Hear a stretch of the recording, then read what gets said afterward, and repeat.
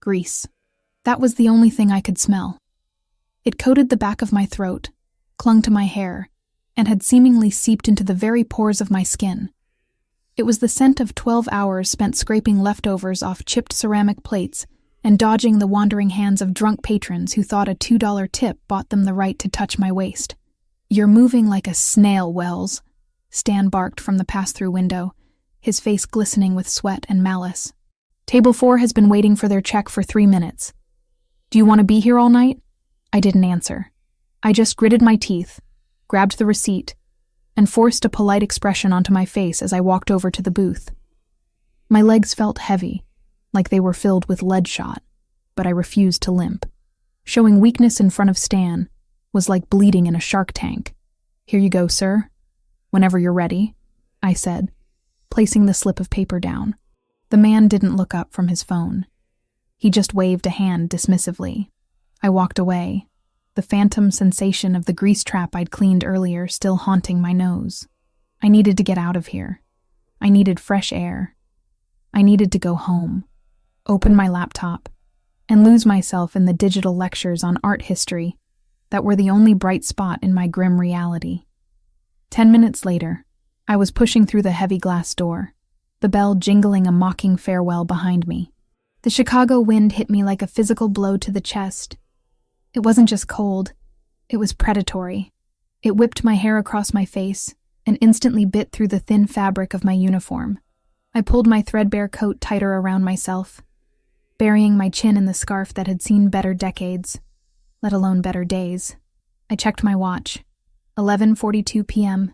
The last express bus to the south side left in 8 minutes. If I missed it, I'd be stuck waiting for the local, which added 40 minutes to a commute that was already dangerous enough at this hour. I started to walk fast, keeping my head down against the gale. The city was screaming tonight. Sirens wailed in the distance, a constant dissonant harmony to the aggressive honking of taxis and the rumble of late-night delivery trucks. The streetlights flickered overhead, casting long, distorted shadows that danced on the wet pavement. It had been raining for hours, a relentless, freezing downpour that turned the gutters into rushing rivers of black sludge. I navigated the puddles by memory, hopping over the cracked pavement near the bakery, skirting the blocked drain by the newsstand. I was 2 blocks away from the bus stop when I saw him. At first, I thought it was a trick of the light, or maybe a discarded mannequin from the department store renovation down the street. But then the figure moved, stumbling sideways into the crosswalk against the light. A yellow taxi swerved violently, its horn blasting a long, angry note. The driver shouted something indistinguishable, but clearly profane through his closed window before speeding off, tires spraying a fan of dirty water into the air. The figure didn't react. He didn't jump back. He didn't yell. He just stood there, right in the middle of the intersection, staring at the sky as if he were trying to read a message written in the clouds. I stopped. My breath hitched in my throat, forming a white cloud that was instantly snatched away by the wind. "Don't do it, Chloe," I whispered to myself. "You're going to miss the bus. You have an exam tomorrow. Just keep walking." I took a step forward, my eyes fixed on the bus stop sign in the distance. I could see the headlights of the express bus turning the corner 3 blocks down. It was coming. I could make it if I ran. Then another car, a dark sedan, locked its brakes, screeching to a halt inches from the man's legs. The driver leaned out, screaming, "Get out of the road, you lunatic!" The man in the street turned slowly. Even from this distance, I could see he looked confused. He was holding something to his ear. My stomach dropped. He looked terrified. Not the fear of someone almost hit by a car, but the primal, wide-eyed fear of a child lost in a supermarket. "Damn it!" I hissed through my chattering teeth. I pivoted on my heel and ran, not toward the bus, but toward the intersection. The water soaked through my canvas sneakers instantly, freezing my toes, but I ignored it. I dodged a bicycle courier who didn't have lights on, ignored his shout of protest, and sprinted onto the asphalt. "Sir!" I yelled, waving my arms to alert the oncoming traffic. "Sir, you have to move!" He didn't hear me. The wind stole my voice. He was wearing a suit, I realized as I got closer. A dark, impeccably tailored suit that was currently being ruined by the deluge.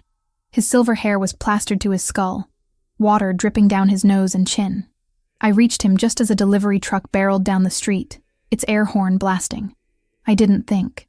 I grabbed the sleeve of his soaking wet jacket and yanked him backward with every ounce of strength I had left after my shift. "Move!" I grunted, pulling him toward the sidewalk. He wasn't heavy, but he was dead weight, his feet dragging as if he didn't understand how to walk. The truck roared past us, the draft of wind so strong it nearly knocked us both over. The splash of water hit me full in the face, tasting of oil and grit. We stumbled onto the curb, collapsing under the awning of a closed jewelry store. I was panting, my heart hammering against my ribs like a trapped bird. I wiped the sludge from my eyes and looked at him. He was older than I thought. Maybe late 60s, early 70s. His face was lined with deep grooves, but he was handsome in a distinguished, classical way. He was shivering violently, his lips turning a pale shade of blue, and he was holding a black leather loafer to his ear. "Hello?" he said into the heel of the shoe. "Martha? The line is bad. I can't hear you, my love." The realization hit me harder than the cold. He wasn't drunk. He wasn't high. "Sir," I said gently, reaching out to touch his arm. He flinched, pulling away from me, clutching the shoe to his chest protectively. "I have to tell her I'll be late," he muttered, his eyes darting around the empty street, not seeing the buildings or the cars, but seeing something else entirely. The meeting ran long. The boys are waiting." "It's okay," I said, keeping my voice low and calm, the way I used to talk to the stray cats behind my building. "You're safe. You're out of the road." He blinked, his eyes finally focusing on me. They were a piercing dark brown, almost black, and for a second, clarity swam in them before drowning again in confusion. "Martha," he whispered, reaching out a trembling hand to touch a lock of my wet red hair that had escaped my scarf. "You came. I knew you would come. I told them you wouldn't leave me here." My heart broke a little. I didn't know who Martha was, but the way he said her name was full of such desperate adoration it made my chest ache. "I'm not Martha," I said softly, though I didn't pull away from his icy touch. "My name is Chloe, but I'm going to help you, okay?" I looked down the street. The express bus whizzed past the stop without slowing down. I watched its red taillights fade into the gloom. There went my ride. There went my 4 hours of sleep. I looked back at the man. He was shaking harder now, his teeth chattering audibly. "Hypothermia was a real risk out here. We need to get you warm," I said. I unbuttoned my coat. It wasn't much, polyester and fake wool I'd bought at a thrift store, but it was dry on the inside. No, he protested weakly as I draped it over his shoulders. A gentleman does not take a lady's coat. "This gentleman is going to freeze if he doesn't take it," I said firmly, pulling the lapels together over his chest. Underneath, his suit jacket was soaked through. I noticed the cufflinks then. Gold, heavy, engraved with a crest I didn't recognize, and the watch on his wrist looked like it cost more than the entire building I lived in. He was rich, ridiculously rich, which meant someone was probably looking for him. Or worse, someone had dumped him here. "Do you have a phone?" I asked. "A real phone, not the shoe." He looked down at the shoe in his hand, a flicker of embarrassment crossing his face, as if he suddenly realized what it was. He dropped it. I had one," he stammered. "I don't know. Everything is foggy, Martha." "Why is it so foggy?" "It's okay," I soothed, rubbing his arms briskly to generate some friction. "Do you remember your name? Can you tell me who you are?" He frowned, concentration etching deep lines into his forehead. "Carlo," he said finally. "I am Carlo." "Okay, Carlo. That's a good start. Do you know where you live?" He pointed vaguely toward the skyline, toward the towering penthouses that pierced the clouds in the distance. "The house with the lions," he said. "The boys like the lions." That wasn't helpful. Chicago had a lot of lions. I reached into my pocket and pulled out my cracked smartphone. 12% battery. Perfect. "I'm going to call the police," I told him. "They can help find your family." Panic seized him instantly. He grabbed my wrist, his grip surprisingly strong for someone so frail. "No police!" he rasped, his eyes wide with terror. "No police, Martha. They are not friends. You know this. Promise me, no police." The intensity of his fear startled me. It wasn't just confusion. It was ingrained, trained behavior. Okay, I said, putting the phone down but not away. "No police. But we can't stay here, Carlo. You're freezing. Is there anyone else I can call? A son? A daughter?" "Marco," he breathed. The name seemed to ground him. "Marco will be angry. He told me to stay in the library. He gets so angry when I leave the library. Marco is your son?" He nodded. "Marco fixes it. Marco always fixes it." "Okay. Does Marco have a number?" Carlo patted his pockets frantically, water squelching in the fabric.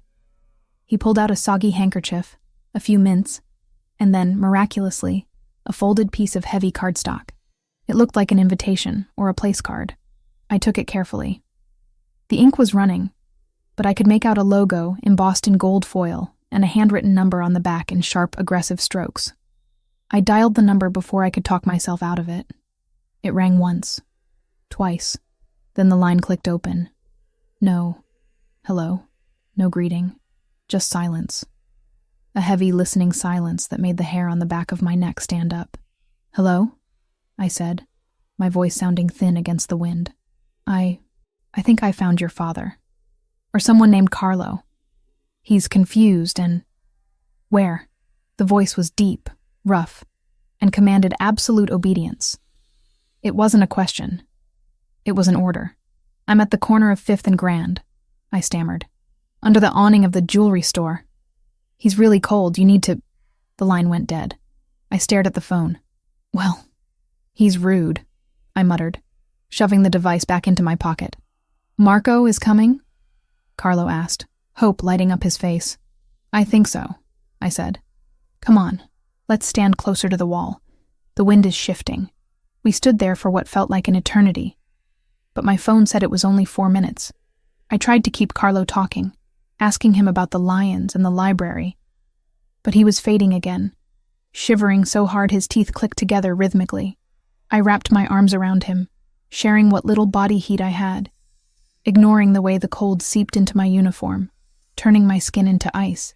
I was beginning to regret calling the mystery number instead of an ambulance when the sound changed. The usual city noise, the distant sirens, the random honks, was suddenly drowned out by the roar of engines. Deep, guttural engines. 3 black SUVs tore around the corner, moving in a tight formation that looked practiced, military.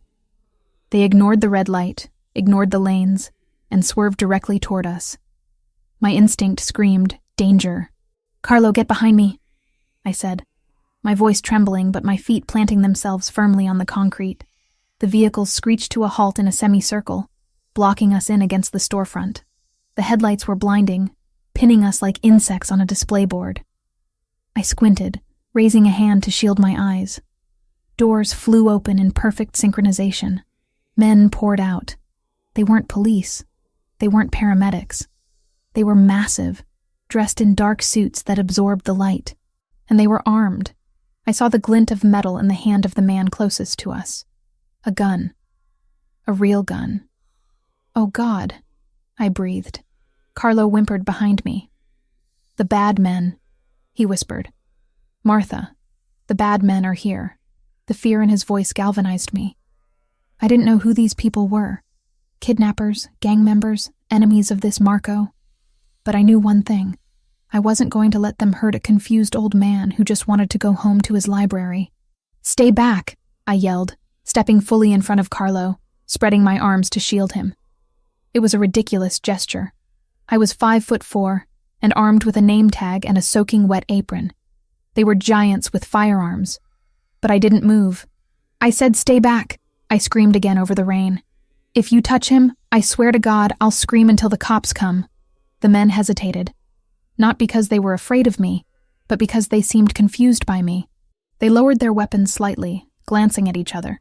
Then, the back door of the middle SUV opened. The atmosphere changed instantly. The other men stiffened, straightening their posture. A man stepped out. He didn't rush like the others. He moved with a terrifying, predatory grace. He was tall, broad-shouldered, wearing a black wool coat with the collar turned up. The rain seemed to avoid him, or maybe he just didn't care about it. He walked into the circle of light, and I stopped breathing. He was devastatingly handsome, but in the way a storm is beautiful, dangerous, powerful, and utterly indifferent to your survival. His hair was jet black, slicked back from a face composed of sharp angles and hard lines. His jaw was set in stone, but it was his eyes that froze me. They were dark, endless pits of obsidian, devoid of warmth or mercy. He scanned the scene, taking in his men, the street, and finally me. He looked at me shielding the old man. He looked at my shaking hands, my defiant stance, my ruined uniform. He didn't blink. He walked straight toward me. "Don't come any closer," I warned, my voice cracking. "I have pepper spray." I didn't. I had a stick of gum and a lip balm. The man stopped 3 feet away.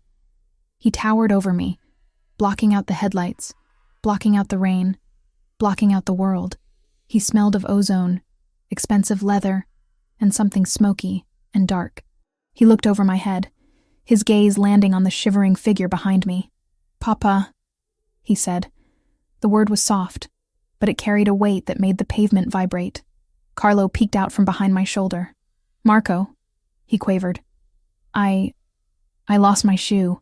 The man, Marco, closed his eyes for a brief second, and I saw a crack in the armor. A flash of relief so profound it looked painful. But it was gone as quickly as it came, replaced by the mask of stone. He looked back down at me. His gaze felt like a physical touch, heavy and invasive. He looked at my arms spread wide to protect his father. He looked at his father wearing my cheap thrift store coat, while I stood in the freezing rain in nothing but a thin polyester waitress dress. "You," he said. His voice was the same one from the phone, deep and rough, vibrating through my chest. "Step aside." "No," I said, surprised by my own audacity. "How do I know you're Marco? Prove it. Tell me something only his son would know." The men behind him gasped. One of them took a step forward, raising his gun. "Boss, she's—" Marco raised a hand, silencing the man instantly. He didn't look away from me. For the first time, a flicker of something appeared in those dark eyes. Not anger. Curiosity. "He thinks the stone lions at the library guard his books," Marco said, his voice low, intimate amidst the chaos. "And he calls everyone he trusts Martha." The air left my lungs. Carlo let out a happy sigh behind me. "It is Marco," Carlo said, patting my shoulder. "See, Martha? Marco fixes it." I slowly lowered my arms. My adrenaline crashed, leaving me trembling so hard I could barely stand. "Okay," I whispered. "Okay. He was in the road. He's really cold." Marco stepped past me, closing the distance to his father in one stride. The transition was jarring. The terrifying predator vanished, replaced by a gentle giant. He stripped off his own heavy coat and wrapped it around Carlo, over my coat. "I've got you, Papa," he murmured, guiding the old man toward the car. "I've got you. Why did you leave the house?" "The rain," Carlo mumbled. "I wanted to feel the rain." Marco's jaw tightened.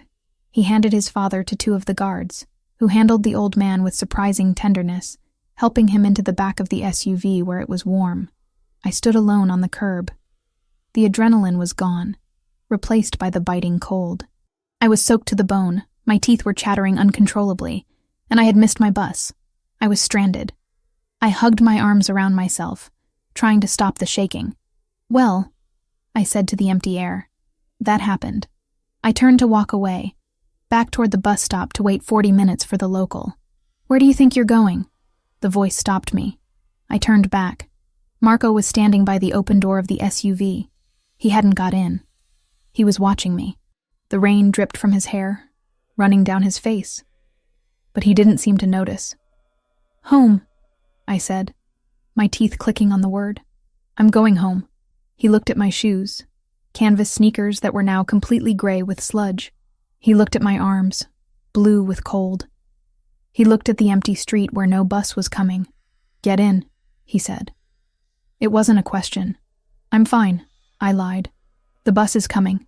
The bus isn't coming for 40 minutes, he countered. You'll be hypothermic in 10. He walked back toward me. I wanted to back away, but my legs wouldn't cooperate.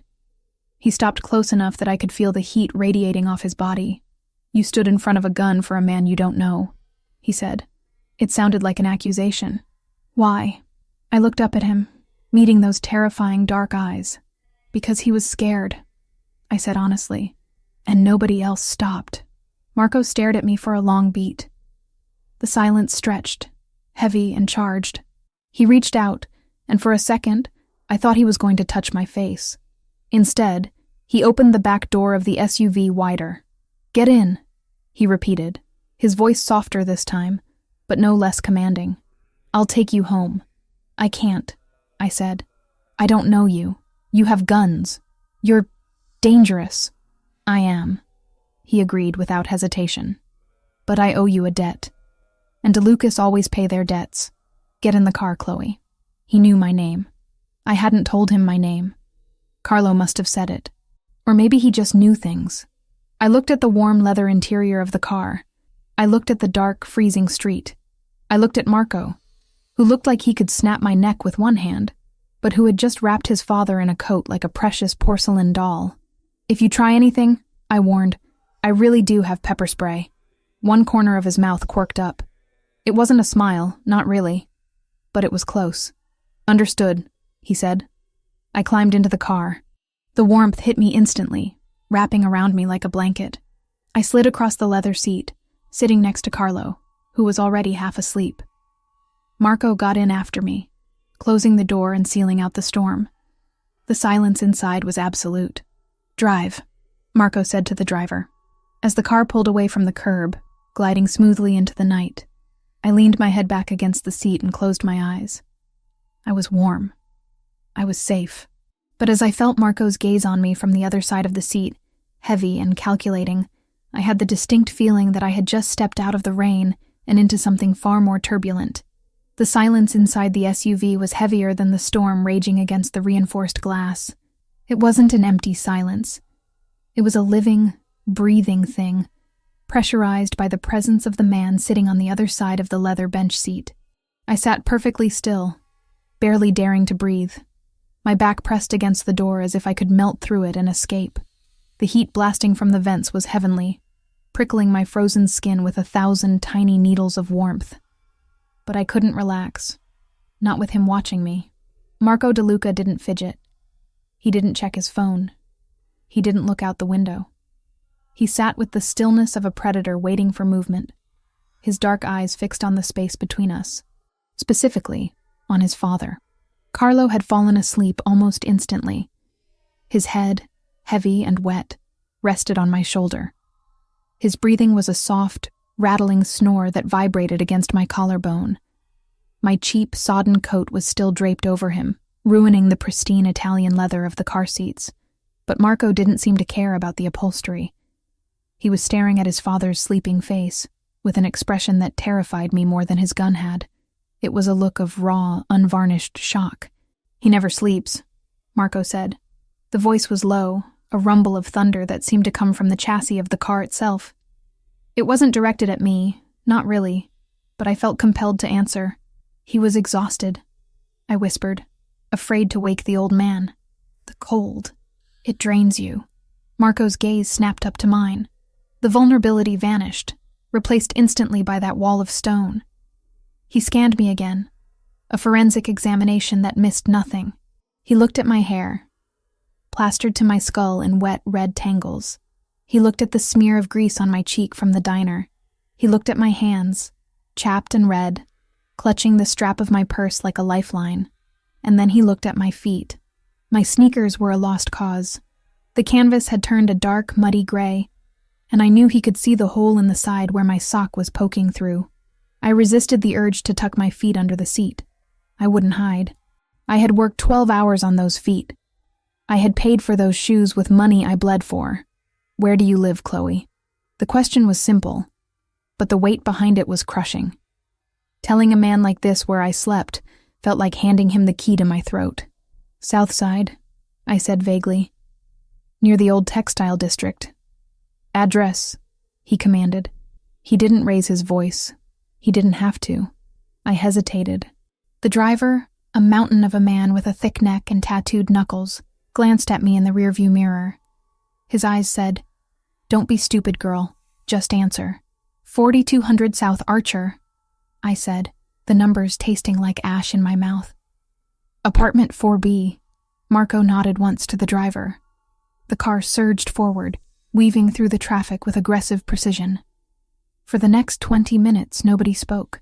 I focused on the rhythmic rise and fall of Carlo's chest against my arm.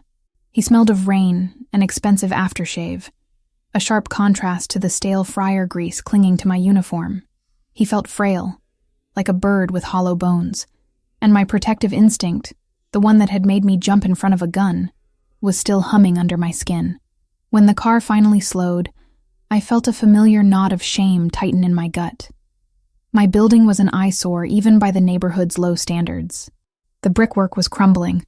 The front door had been kicked in so many times it didn't close properly, and the security light above the entrance had been broken for 6 months. It looked exactly like what it was, a place for people who had run out of options.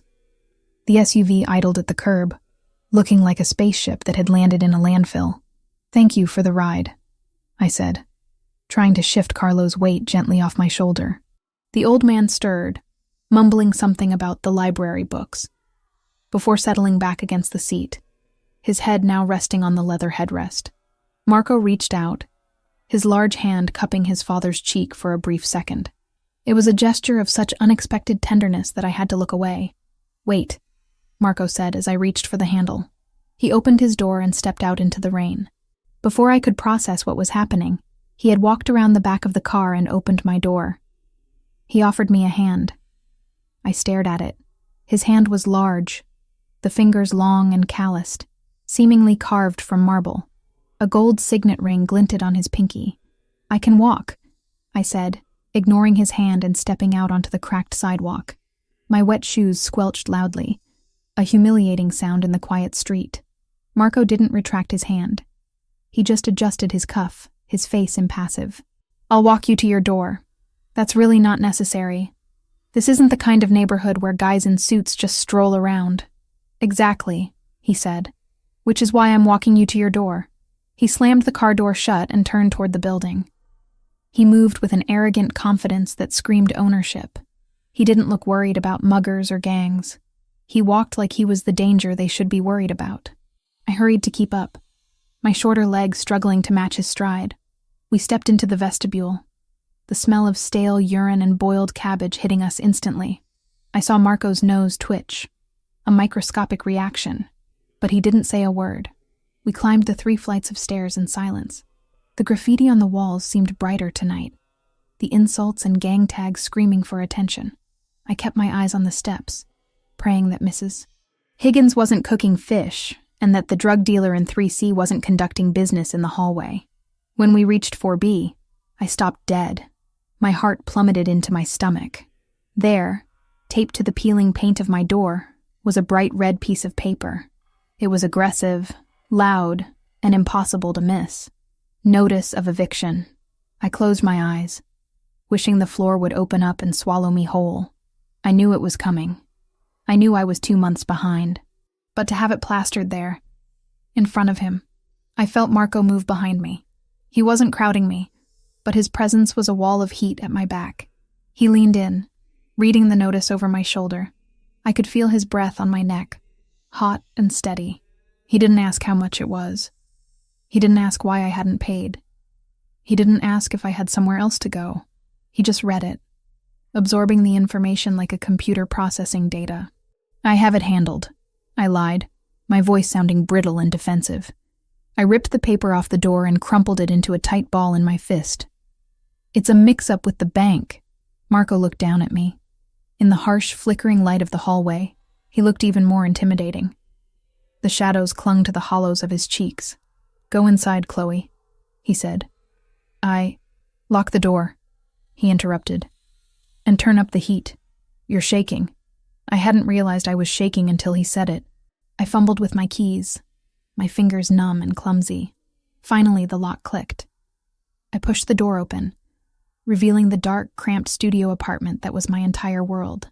I turned back to say something. Maybe thank you, maybe goodbye, maybe go to hell. But he was already turning away. He walked toward the stairs without looking back, his heavy footsteps echoing on the concrete. I went inside and locked the door. I engaged the deadbolt, then the chain. Then I slid down against the wood and buried my face in my knees. The crumpled eviction notice still clutched in my hand. I didn't sleep that night. I sat by the radiator, wrapped in my duvet, shivering as the adrenaline crashed, and the reality of my life set back in. The next morning was a blur of misery. I woke up with a pounding headache and a throat that felt like I had swallowed broken glass. My nose was stuffed, my limbs heavy, but I didn't have the luxury of a sick day. I dragged myself into the shower, praying the hot water wouldn't run out. It did, after 3 minutes. I was dressed and trying to make my hair look presentable when my phone buzzed. It was a text from Stan. Don't bother coming in. Mr. Henderson saw the cops in the SUVs last night. He says you bring trouble. Pick up your final check next week. We're done. I stared at the screen, the white letters swimming before my eyes. Fired. Just like that. No warning, no conversation. Just a text message ending the only stream of income standing between me and the street. No, I whispered. No, no, no. I tried to call the diner, but it went straight to voicemail. I tried calling Stan, but he blocked me after one ring. Panic, cold and sharp, sliced through the fog of my cold.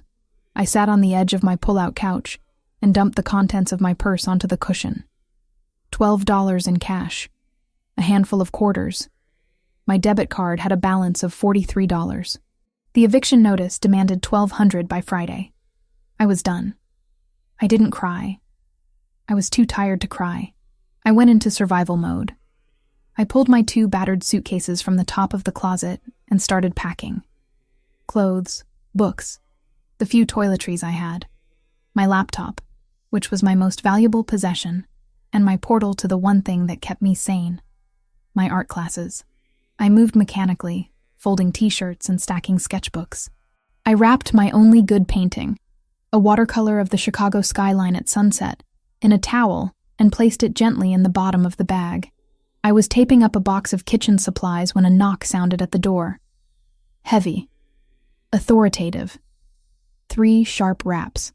My stomach twisted. The landlord. He was here to scream at me, to tell me to get out now instead of waiting for the sheriff. I stood up, wiping my dusty hands on my jeans. I took a deep breath, steeling myself for the confrontation. I would beg if I had to, just a few more days, just until I could find a shelter. I unlocked the deadbolt and pulled the door open. I know I'm late, Mr. Kowalski, but I just need... The words died in my throat. It wasn't my landlord. Marco DeLuca stood in the hallway. He looked different in the daylight, but no less dangerous. He was wearing a gray charcoal suit today, the fabric hugging his broad shoulders perfectly. He wasn't wearing a tie, and the top button of his white shirt was undone, exposing a glimpse of tanned skin. He filled the doorway, blocking out the light, blocking out the hallway, blocking out the oxygen. His eyes swept over the room behind me, landing immediately on the open suitcases and the half-packed boxes. His expression didn't change, but his jaw tightened slightly. Going somewhere? He asked. I gripped the doorframe, my knuckles turning white. I don't see how that's your business.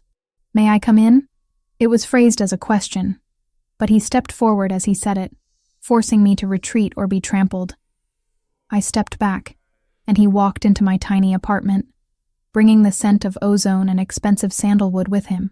He looked out of place among my thrift store furniture and peeling wallpaper. He was a panther in a cardboard box. What do you want? I asked, crossing my arms over my chest to hide the stain on my sweatshirt. Did I forget something in your car? Did I scratch the leather? Marco turned to face me. He didn't look angry. He looked determined. My father woke up this morning, he said. I blinked.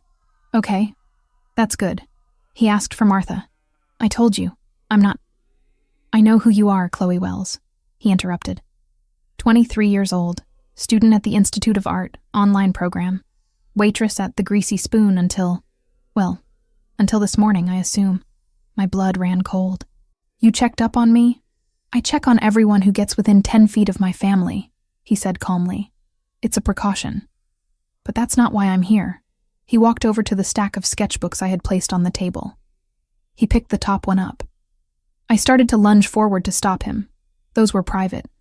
But I froze. He opened it with surprising care. He looked at the charcoal sketch of a gargoyle I had drawn from a church downtown. You have talent, he murmured. Stop it, I snapped. Why are you here? To mock me? To offer me charity because you saw the eviction notice? He closed the sketchbook and placed it back on the stack, aligning the edges perfectly.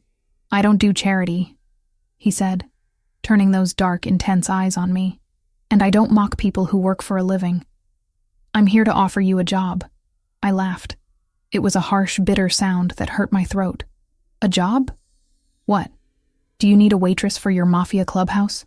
The air in the room dropped 10 degrees. Marco took a step toward me. He didn't look amused. Careful. He warned softly. I am offering you a lifeline. Do not cut it before you hear the terms. I bit my lip, silencing my sarcasm. I looked at the boxes. I looked at the eviction notice still crumpled on the floor where I had thrown it. I couldn't afford pride right now. What kind of job? I asked quietly. My father needs a caregiver, Marco said. Full-time. Live-in.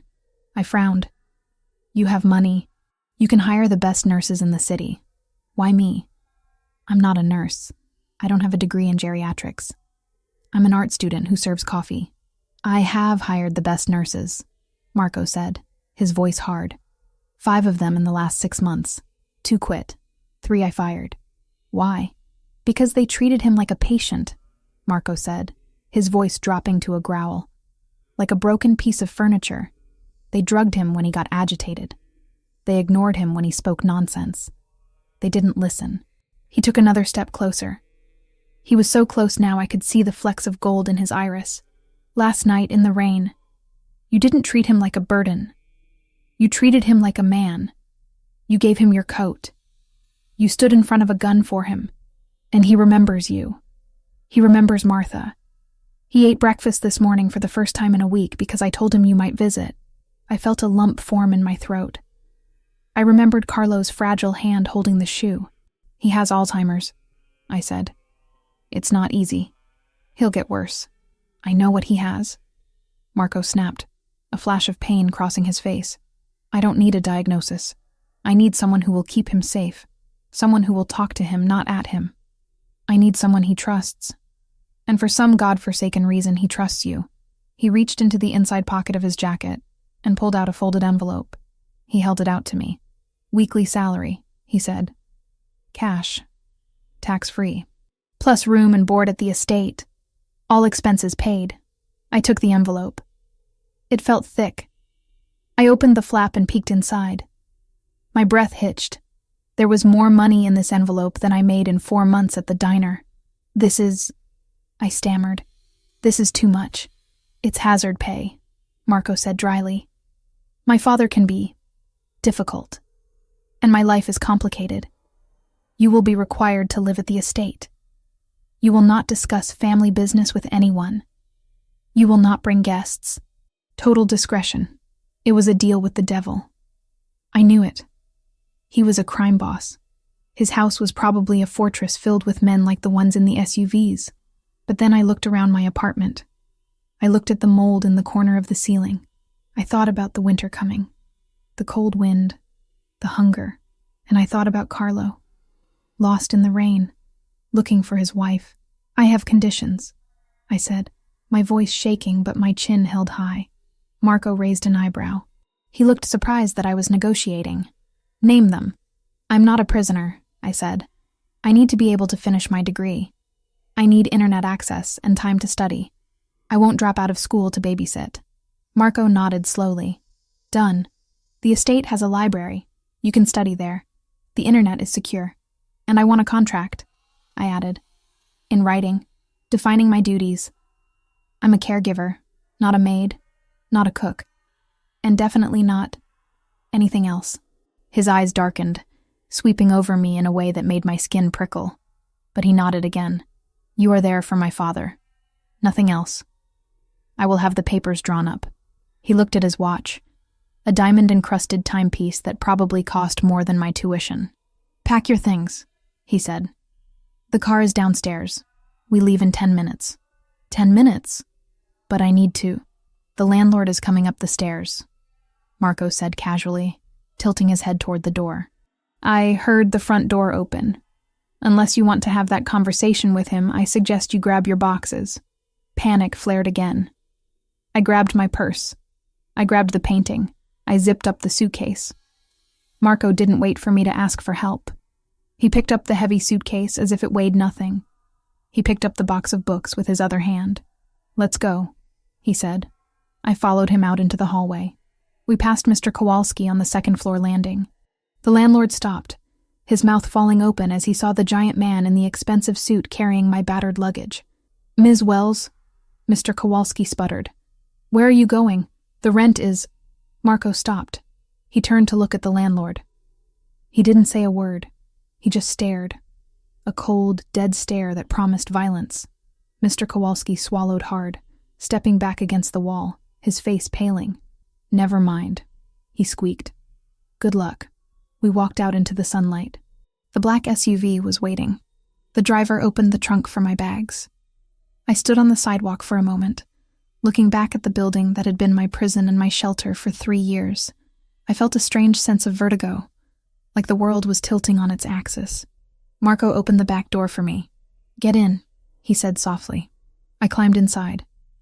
The door closed with a solid final thud. As the car pulled away, leaving my old life in the rearview mirror, I realized I had just traded poverty for danger. I wasn't sure if I had been saved or captured. But as I looked at Marco's profile, stern and unyielding as he watched the city pass by, I knew one thing for certain. I wasn't invisible anymore. Living at the DeLuca estate was like living inside a museum that doubled as a high-security prison. The walls were lined with oil paintings that cost more than the entire neighborhood I grew up in, and the windows were made of bulletproof glass, thick enough to stop a sniper round. It had been 3 weeks since I traded my apron for a key card, and the silence of the mansion was still something I hadn't adjusted to. It wasn't a peaceful silence. It was a held breath, a constant state of anticipation waiting for the other shoe to drop. My world had shrunk to the East Wing, the library, and the sprawling gardens where I took Carlo for his afternoon walks. I hadn't seen much of Marco. He was a ghost in his own home, leaving before dawn and returning long after the house had gone dark. I only knew he was there by the lingering scent of sandalwood in the hallways, or the occasional glimpse of a black SUV tearing down the driveway. "Blue," Carlo muttered, staring at the blank canvas I had set up on the easel in the sunroom. "It needs to be blue, Martha, like the water at Como. We can do blue," I said softly, squeezing a generous dollop of cerulean paint onto the palette. I handed him the brush. "Show me the water, Carlo." His hand, usually plagued by the tremors of age and illness, steadied as soon as his fingers wrapped around the wooden handle. He attacked the canvas with a fervor that always surprised me. This was my idea: art therapy. The nurses before me had tried to sedate him when he got agitated, when the fog in his mind became too thick to navigate. I found that giving him a way to speak without words worked better than any pill. I watched him paint, sipping my tea. He wasn't just an old man with Alzheimer's in these moments. He was an artist reclaiming his memories. "You have a light touch with him." The voice came from the doorway, deep and vibrating with that familiar, dangerous timbre. I didn't jump, though my heart gave a traitorous kick against my ribs. I turned slowly. Marco was leaning against the doorframe, arms crossed over his chest.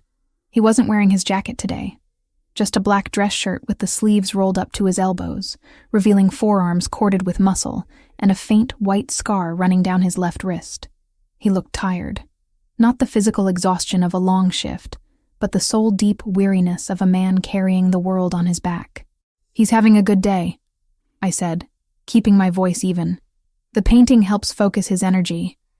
Yesterday he thought the gardener was stealing his cufflinks, but today he's just painting the lake." Marco walked into the room. The air seemed to shift, becoming heavier, charged with his static. He stopped behind his father. watching the chaotic swirls of blue and white forming on the canvas. "He hasn't painted in 10 years, Marco said quietly. "Not since my mother died. He burned all his brushes the day after the funeral." I looked at Carlo, who was humming a tune I didn't recognize, lost in his creation. Maybe he just needed someone to hand them back to him. Marco turned his gaze to me. It was intense, dissecting.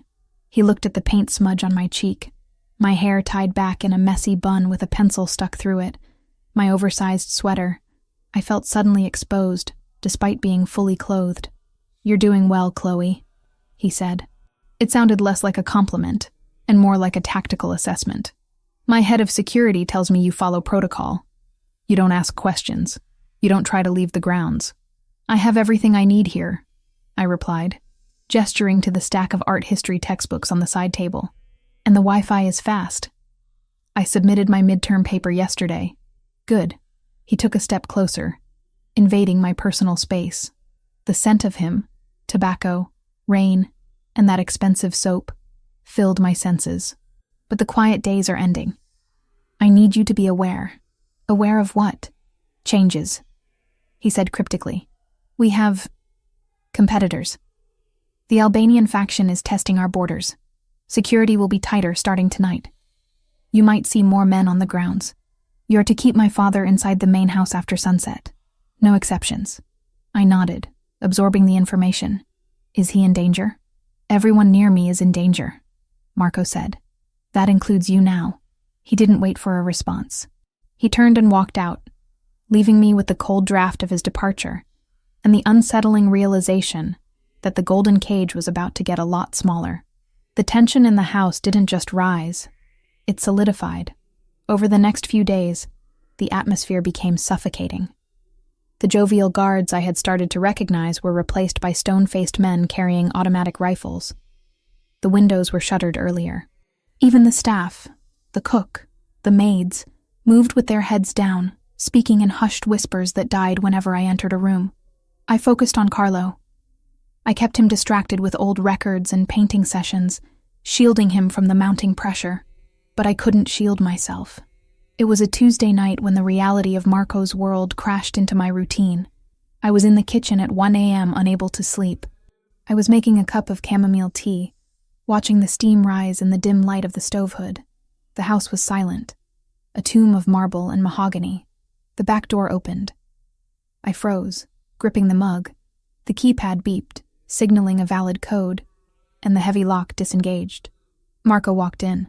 He looked like a wreck. His suit jacket was missing. His white shirt was unbuttoned halfway down his chest, stained with dirt and dark, wet patches. His hair was wild, and there was a bruise forming rapidly along his jawline. He was breathing hard, favoring his left side.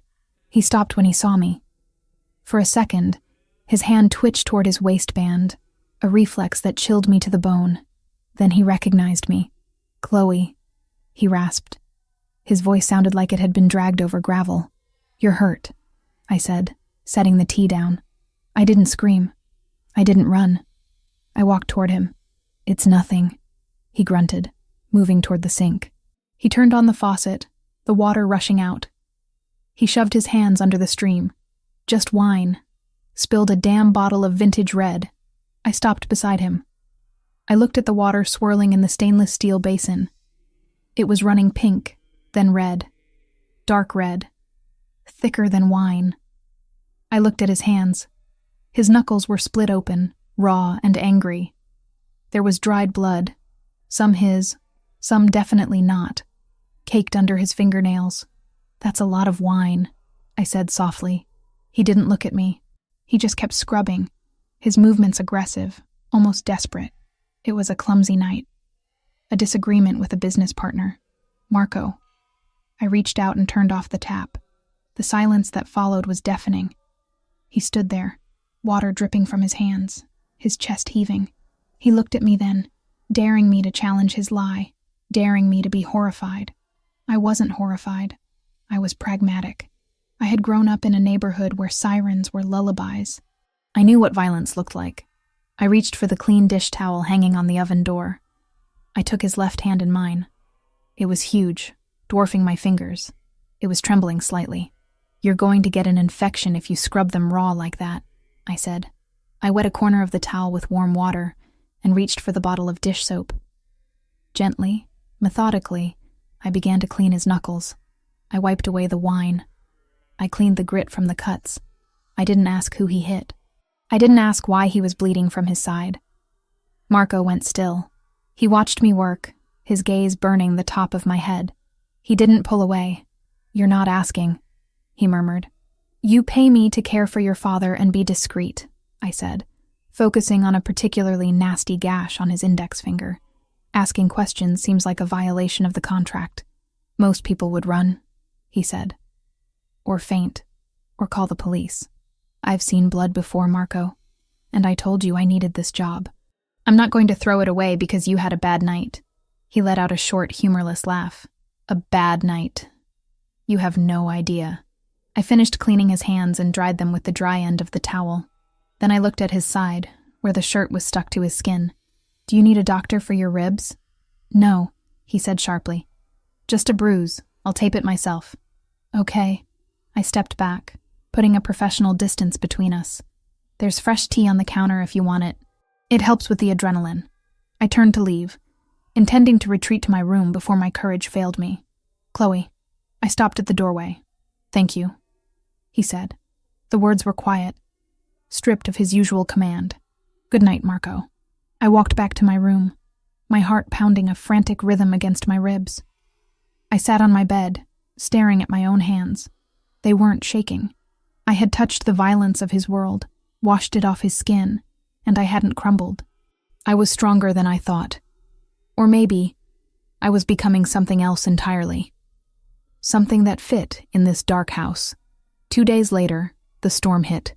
A real Midwestern thunderstorm that turned the sky green and rattled the window panes in their frames. The thunder was constant, a rolling artillery barrage that set Carlo on edge. I spent 3 hours reading to him in the library, trying to drown out the noise, until he finally succumbed to a nap in his leather armchair. I stretched, my back popping. The house was dark, the power flickering intermittently. I decided to go to the kitchen to fetch a glass of water. As I passed the study, Marco's sanctuary, a room I was strictly forbidden to enter, I heard a sound. It was a groan, low, pained, animalistic. I hesitated. Protocol said, keep walking. Survival instinct said, run away. But the sound came again, followed by the crash of glass shattering. I tried the door handle. Unlocked. I pushed the heavy oak door open. The room was pitch black, the heavy velvet curtains drawn tight against the flashes of lightning outside. Marco, I whispered. Get out! A voice snarled from the darkness. It was vicious, filled with agony. I didn't leave. I stepped inside, letting my eyes adjust. I saw a silhouette slumped over the massive mahogany desk. A lamp lay broken on the floor. Is it an attack? I asked, adrenaline spiking. Are you hurt? Light, he hissed. No light. My head. Migraine. I recognized the signs immediately. My mother used to get them. Blinding headaches that made her vomit and weep, triggered by pressure changes in the weather. It's the storm, I said, my voice dropping to a whisper. The barometric pressure. It feels like an ice pick. He groaned, burying his face in his hands. Get out, Chloe. I don't want you to see me like this. Shut up, Marco, I said gently. I moved into the room, navigating by memory and the faint gray light leaking from the hallway. I went to the wet bar in the corner. I found the ice bucket, miraculously full, and wrapped a handful of cubes in a linen napkin. I walked around the desk. He was trembling, his knuckles white as he gripped the edge of the wood. The mighty dawn of Chicago, brought to his knees by his own biology. Lean back, I instructed. I said leave, he gritted out, though there was no heat in it, only pain. And I'm ignoring you. Lean back. He hesitated, then slumped back into his chair, his head lolling against the leather. I placed the cold compress over his eyes and forehead. He hissed in a breath, his body going rigid, then slowly relaxing as the cold began to numb the throbbing nerves. Better? I asked. Marginally, he muttered. I moved behind the chair. I hesitated for a fraction of a second, then placed my fingers on his temples. I began to massage, slow, circular motions, finding the tension points in his jaw and neck. He was coiled tight as a spring. "You carry too much tension," I whispered. "You need to breathe." "I can't breathe," he said, his voice sounding drugged by pain. "If I breathe, the wolves get in. The wolves are outside. The gates are locked. You can breathe for 5 minutes." He fell silent, letting me work. The only sound was the rain lashing against the glass and his rhythmic breathing. It was intimate in a way that cleaning the blood hadn't been. This was vulnerability. This was me holding his head in my hands, standing in the dark with a man who could order my death with a phone call. "My father," he said suddenly, his voice low. "He used to get these. Before the Alzheimer's took his mind. It took his peace. He told me it was the price of the crown. The head that wears it, it always hurts. It's a heavy crown." I agreed, moving my thumbs to the base of his skull. "I didn't want it," he confessed. The words hung in the air, heavy and treasonous. "I wanted to be an architect. I wanted to build things, not break them. But Carlo got sick. And my brother was weak. So I took it. You build things," I said. "You built a wall around your father. You built a safe place for him." He reached up, his hand closing over mine, stopping my movements. He pulled my hand down, pressing my palm against his cheek. His skin was burning hot against my cool fingers. He turned his chair, the leather creaking, until he was facing me. The ice pack fell to his lap. His eyes were open now, dark adjustment to the gloom allowing him to see me. They were red-rimmed, heavy with pain, but burning with something else. "You shouldn't be here," he whispered. "You're too bright for this room, Chloe. Too clean." "I'm not clean," I said, my voice shaking slightly. "I'm covered in paint and cheap lotion. And I'm not made of glass, Marco. You don't have to protect me from a headache. It's not the headache I'm protecting you from." He stood up. The movement was sudden, towering over me. The space between us evaporated. I could feel the heat radiating off him. The air in the room grew thin, charged with electricity that had nothing to do with the storm outside. He looked down at me, his gaze dropping to my lips, then back to my eyes. A hunger was there, raw and terrifying. He leaned in, his hand coming up to cup my jaw, his thumb brushing my bottom lip.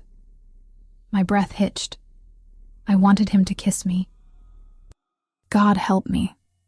I wanted the monster to kiss me. I leaned into his touch, my hands rising to rest on his chest, feeling the steady, heavy thud of his heart. His face came closer. I could smell the peppermint of the tea I had made him, mixed with his own dark scent. Then he froze. He pulled back as if he had been burned. His hand dropped from my face. He stepped back, putting the desk between us again. "Go," he said. His voice was rough, final. "Marco, go to your room, Chloe. Lock the door. And don't come back in here." I stood there for a heartbeat, feeling the rejection like a slap, but I saw his hands clenching into fists at his sides, saw the restraint trembling in his frame. He wasn't rejecting me because he didn't want me. He was rejecting me because he wanted me too much, and he thought he was poison. "The ice will melt," I said quietly, my voice steady despite the turmoil in my chest. "Put a new cloth on it in 20 minutes. I turned and walked out of the study, closing the heavy door behind me. I walked down the long, shadowed hallway back to my room, my lips still tingling from the ghost of a touch that never happened. He thought he was saving me, but as I lay in the dark that night, listening to the thunder, I realized something dangerous. I didn't want to be saved. I wanted to be the one standing in the dark with him. And that realization scared me more than any gun or Albanian hitman ever could. The next morning, the distance was back. Marco was gone before I woke up. But on the kitchen counter, next to the coffee machine, there was a small box. Inside was a set of professional-grade watercolor brushes, sable hair, the kind I had drooled over in the art supply catalog but could never afford. There was no note. There didn't need to be. I ran my thumb over the velvet lining of the box. He had noticed. Amidst the blood, the migraines, and the gang wars, he had noticed what I needed. I looked out the window at the gray, post-storm sky. The game had changed. I wasn't just an employee anymore. And Marco DeLuca wasn't just a boss. We were two people dancing on the edge of a cliff, and the ground was starting to crumble. "Chloe." Carlo's voice drifted from the sunroom. "The light. Come see the light." "Coming, Carlo," I called back. I closed the box of brushes and headed toward the sunroom, tucking the gift and the dangerous affection that came with it deep inside my heart, where no one, especially not the approaching wolves, could see it. But even I knew that secrets, like walls, eventually come crashing down, and the cracks were already starting to show. The box on my bed was the size of a small coffin. It was black velvet, embossed with silver lettering that spelled out the name of a designer I had only ever seen in glossy magazines stolen from the dentist's waiting room. "Open it," Marco said from the doorway. He was leaning against the frame, watching me with that unreadable expression that had become his default setting over the last 3 weeks. He was already dressed for the evening in a tuxedo that fit him like a second skin, the stark black and white emphasizing the brutal sharpness of his features. He looked like a prince from a fairy tale written by the Brothers Grimm. Beautiful, but undeniably dangerous. I reached out and lifted the lid. Layers of tissue paper parted to reveal fabric that shimmered like liquid jewels. It wasn't navy blue. It wasn't black. It was emerald green, a deep, vibrant shade that reminded me of old forests and expensive absinthe. "We are attending the DeLuca Foundation Gala tonight," Marco stated, walking into the room as I stared at the dress. "It is mandatory." I looked up, confusion warring with the sudden spike of anxiety in my chest. "I thought the rule was to keep Carlo inside. You said security was tight because of the Albanians." "The rule has changed," Marco said, his voice dropping an octave. "Rumors are circulating that my father is dead or incapacitated. If the other families believe the DeLuca patriarch is gone, they will strike. They need to see him standing. They need to see him strong. He thinks he's 20 years old half the time, Marco. He tried to eat a tube of paint yesterday." "That is why you are coming," he countered, stopping a few feet from me. The scent of sandalwood and expensive starch wafted off him. "You are his anchor. When he looks at you, he sees clarity. You will guide him. You will keep him calm. And you will make sure he doesn't embarrass the family." I ran my fingers over the silk of the dress. It was cool to the touch. And what am I supposed to be? His nurse in a couture gown? "You are his companion," Marco corrected. "Tonight, you are not the help. You are part of the inner circle, which means you need to look the part." He reached into his pocket and pulled out a small velvet pouch. He upended it over the bed. A necklace slid out. A simple, delicate gold chain holding a single teardrop emerald that matched the dress perfectly. "Wear this," he said. "It belonged to my mother." My breath hitched. "Marco, I can't. This is too personal. It's camouflage, Chloe. People know my mother's jewelry. If you wear it, it signals that you are trusted. It keeps the wolves at bay." He checked his watch. "You have an hour. Don't make us late." He turned and walked out before I could argue, leaving me alone with a dress that cost more than my life's earnings, and a necklace that carried the weight of a dead woman's legacy. The ballroom of the Drake Hotel was a sensory assault. Crystal chandeliers the size of compact cars dripped light onto a crowd of Chicago's elite. The air was thick with the scent of lilies, roasting beef, and the metallic tang of old money. I walked on Marco's left, my hand tucked into the crook of his elbow. Carlo was on his right, looking surprisingly cogent in his tuxedo, though he kept patting his pocket to make sure his library card was still there. "Smile," Marco murmured, his lips barely moving. "You look like you're marching to the gallows." "I feel like I am," I whispered back, forcing the corners of my mouth up. "Everyone is staring. Let them stare. You look magnificent." The compliment was delivered with such flat, factual indifference that it took me a moment to process it. I glanced at our reflection in a gilt-framed mirror as we passed. The emerald dress hugged every curve, the slit in the skirt revealing a scandalous amount of leg with every step. My red hair was cascaded in loose waves over one shoulder. Beside Marco, I didn't look like a waitress from the South Side. I looked like I belonged. And that terrified me more than anything. We navigated the room like sharks in a reef. Marco introduced me to senators, judges, and men whose smiles didn't reach their cold, calculating eyes. I played my part perfectly. I laughed at their unfunny jokes. I gently redirected Carlo when he started asking about the music from the radio, and I kept a death grip on Marco's arm.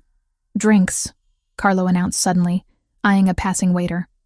"I require a libation." "Sparkling water, Papa," Marco said firmly.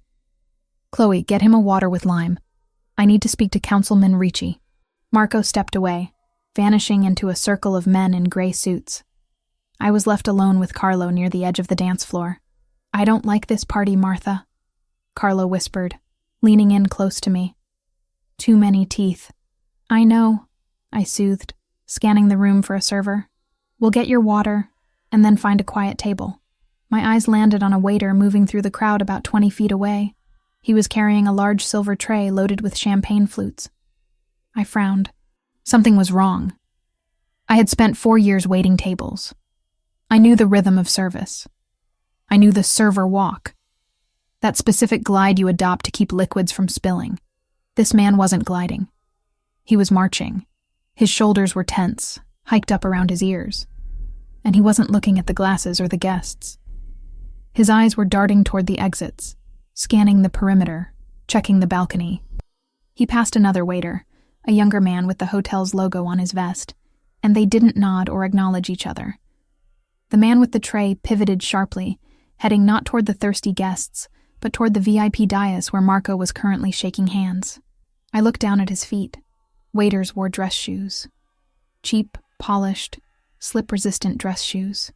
This man was wearing heavy, thick-soled tactical boots. My stomach dropped to the floor.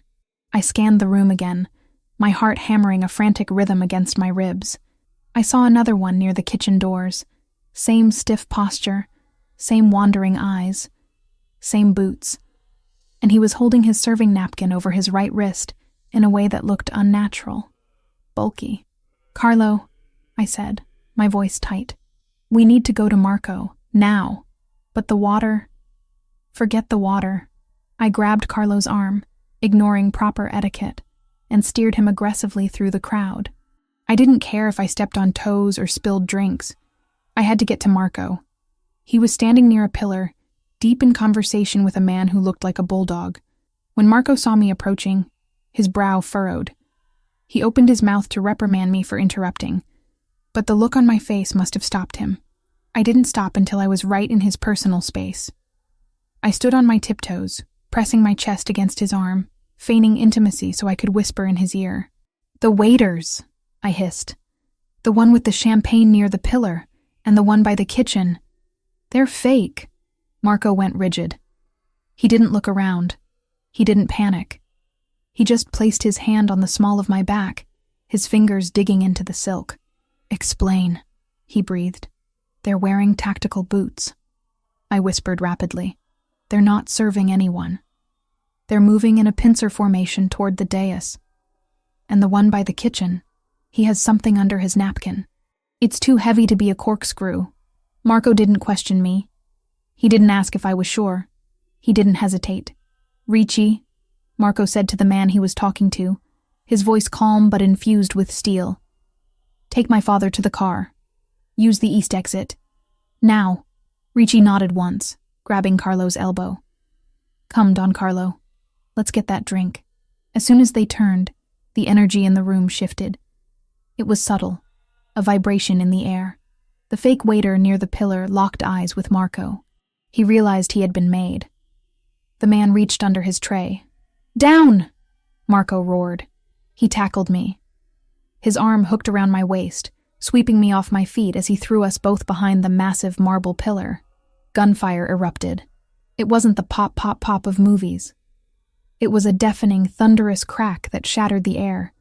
Glass exploded everywhere. Screams tore through the ballroom, high-pitched and terrified. I hit the floor hard, Marco's heavy body covering mine completely. He was a human shield, pressing me into the cold marble. I could feel the impact of bullets chipping away at the stone inches above our heads. Dust and debris rained down on his tuxedo jacket. "Stay down," he snarled into my ear. He pulled a gun from somewhere inside his jacket. A sleek black weapon that looked terrifyingly at home in his hand.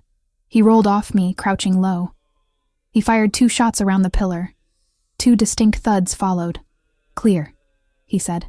He grabbed my hand and yanked me up. "Run." We ran. Not toward the exit where the panic was bottlenecking the crowd, but toward a service door concealed in the paneling.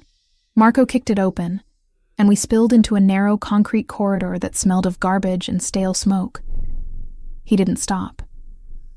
He dragged me down the hallway, past confused kitchen staff, down a flight of stairs, and into a sub-basement storage room filled with linens. He slammed the heavy metal door shut and threw the deadbolt. Only then did he stop. The silence in the room was sudden and ringing. My ears were buzzing. My heart felt like it was going to explode out of my chest. I was gasping for air, clutching the front of my dress. Marco turned to me. His hair was disheveled, white dust from the pillar coating one side of his face. His eyes were wild, dilated, burning with adrenaline and violence. He crossed the room in 2 strides. He grabbed my face between his hands. His grip was hard, almost painful, but I didn't pull away. I couldn't. "Are you hit?" he demanded, scanning me frantically. "Did they touch you?" "No," I wheezed. "No, I'm okay. Marco, your father. Ricci has him. He's safe." He pressed his forehead against mine, his breathing ragged. "You saw them. How did you see them?" "The shoes," I stammered, my hands coming up to grip his wrists. They didn't walk right. "I told you. I know how waiters walk." He let out a sound that was half laugh, half groan. "You saved us. We would have been standing right there in the open." He pulled back slightly, looking into my eyes. The adrenaline was still coursing through both of us, a live wire connecting our bodies. The fear of death had stripped away the walls, the contracts, the propriety. "You are incredible," he whispered, and then he kissed me. It wasn't a gentle, tentative first kiss. It was a collision. It was desperate, hungry, and fueled by the raw realization that we were both still alive. His mouth crushed against mine, demanding and claiming. My hands tangled in his hair, pulling him closer. I tasted the dust on his skin, the champagne he had sipped earlier, and the dark, intoxicating flavor of danger. He groaned low in his throat, lifting me up. I wrapped my legs around his waist instinctively. He pressed me against the stacks of linens, his body hard and unyielding against mine. For a moment, the world outside didn't exist. There were no Albanian hitmen, no screaming crowds, no dying fathers. There was just Marco, his hands on my skin, his heart beating against mine, consuming me whole. He broke the kiss, gasping, burying his face in the crook of my neck. He bit down gently on the sensitive skin there, making me shiver. "I should not have done that," he growled against my skin. "Then why aren't you stopping?" I whispered, tilting my head back to give him better access. He froze. His hands tightened on my hips for one agonizing second, and then he slowly, reluctantly, set me down. He stepped back, putting distance between us. He ran a hand through his hair, trying to regain his composure, trying to put the mask back on. But I saw the cracks. I saw the way his chest heaved, the way his eyes lingered on my swollen lips. "We need to move," he said, his voice rough. "My security team will be sweeping the building. We need to get you to the safe house." "Marco," I said, reaching out to touch his arm. He flinched, but he didn't pull away. He looked at my hand on his sleeve, then up at my face. "Everything has changed, Chloe," he said grimly. "They didn't just attack a party. They attacked us. You are a target now." "I know," I said. I wasn't shaking anymore. The fear had been burned away by the fire he had ignited in me. "I'm not leaving." He looked at me for a long moment, a mix of pride and terror in his eyes. "I know," he said. "God help us both." He took my hand, not gripping my wrist like a prisoner, but interlacing his fingers with mine. "Stay behind me," he commanded, drawing his gun again. "And don't let go." "Never," I promised. He opened the door, and we stepped back into the darkness, hand in hand, ready to face whatever war was waiting for us on the other side. The silence in the safe house was worse than the screaming at the gala. It was a suffocating, heavy blanket that smothered every room. We had been extracted from the Belmont Hotel 3 hours ago, leaving behind shattered glass and a city in chaos, only to retreat to Marco's fortress on the cliffs overlooking Lake Michigan. I sat in the command center, wrapped in a coarse wool blanket, clutching a mug of coffee that had gone cold an hour ago. My emerald dress, the one that had cost more than my tuition, was ruined, the hem torn and stained with dust from the hotel's sub-basement. She knew. The voice cut through the air like a whip.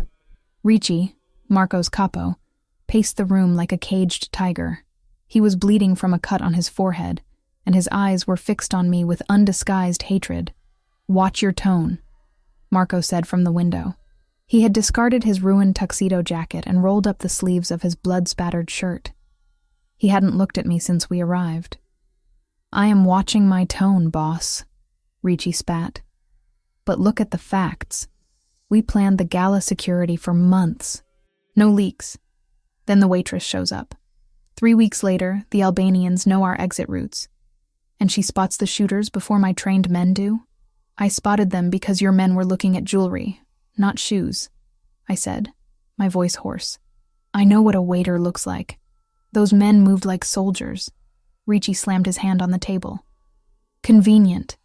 Maybe you spotted them because you knew they were coming. Maybe this was a setup to make you look like a hero." "Enough."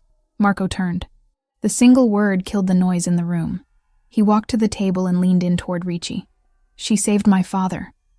If she were the mole, she would have let them take us on the dais. We were exposed.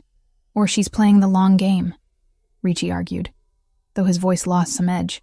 "Someone inside gave them the schematics. Someone told them we were using the East Wing." "Investigate the staff," Marco ordered. "Check the catering. Check the security detail. But Chloe is off limits." Ricci glared at me one last time before nodding stiffly. "I'll double the guard. But if I find one text message linking her to them..." "Go." Marco dismissed him.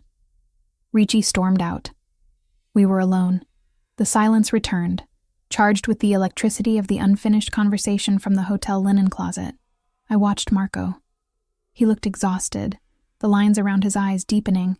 "You should sleep," he said, staring at the map on the wall. "There is a room prepared. I don't want to sleep. I want to know what happens now." He finally looked at me. "Now we go to war. The Albanians struck my family in public. I have to burn them to the ground. And me? Ricci thinks I'm a traitor. Do you?" Marco walked around the table until he stood in front of me. He reached out, his hand hovering near my face before dropping. "If I thought you were a traitor, you would be dead," he stated. "But Ricci is right about one thing. You are a liability." I stiffened. "Excuse me?" "You are a civilian. Tonight was luck. Next time they won't miss. And now they know your face. You are a target, Chloe, which means you stay in the house. You do not leave my sight unless you are in a secure room. So, I'm a prisoner," I said bitterly. "You are protected. There is a difference."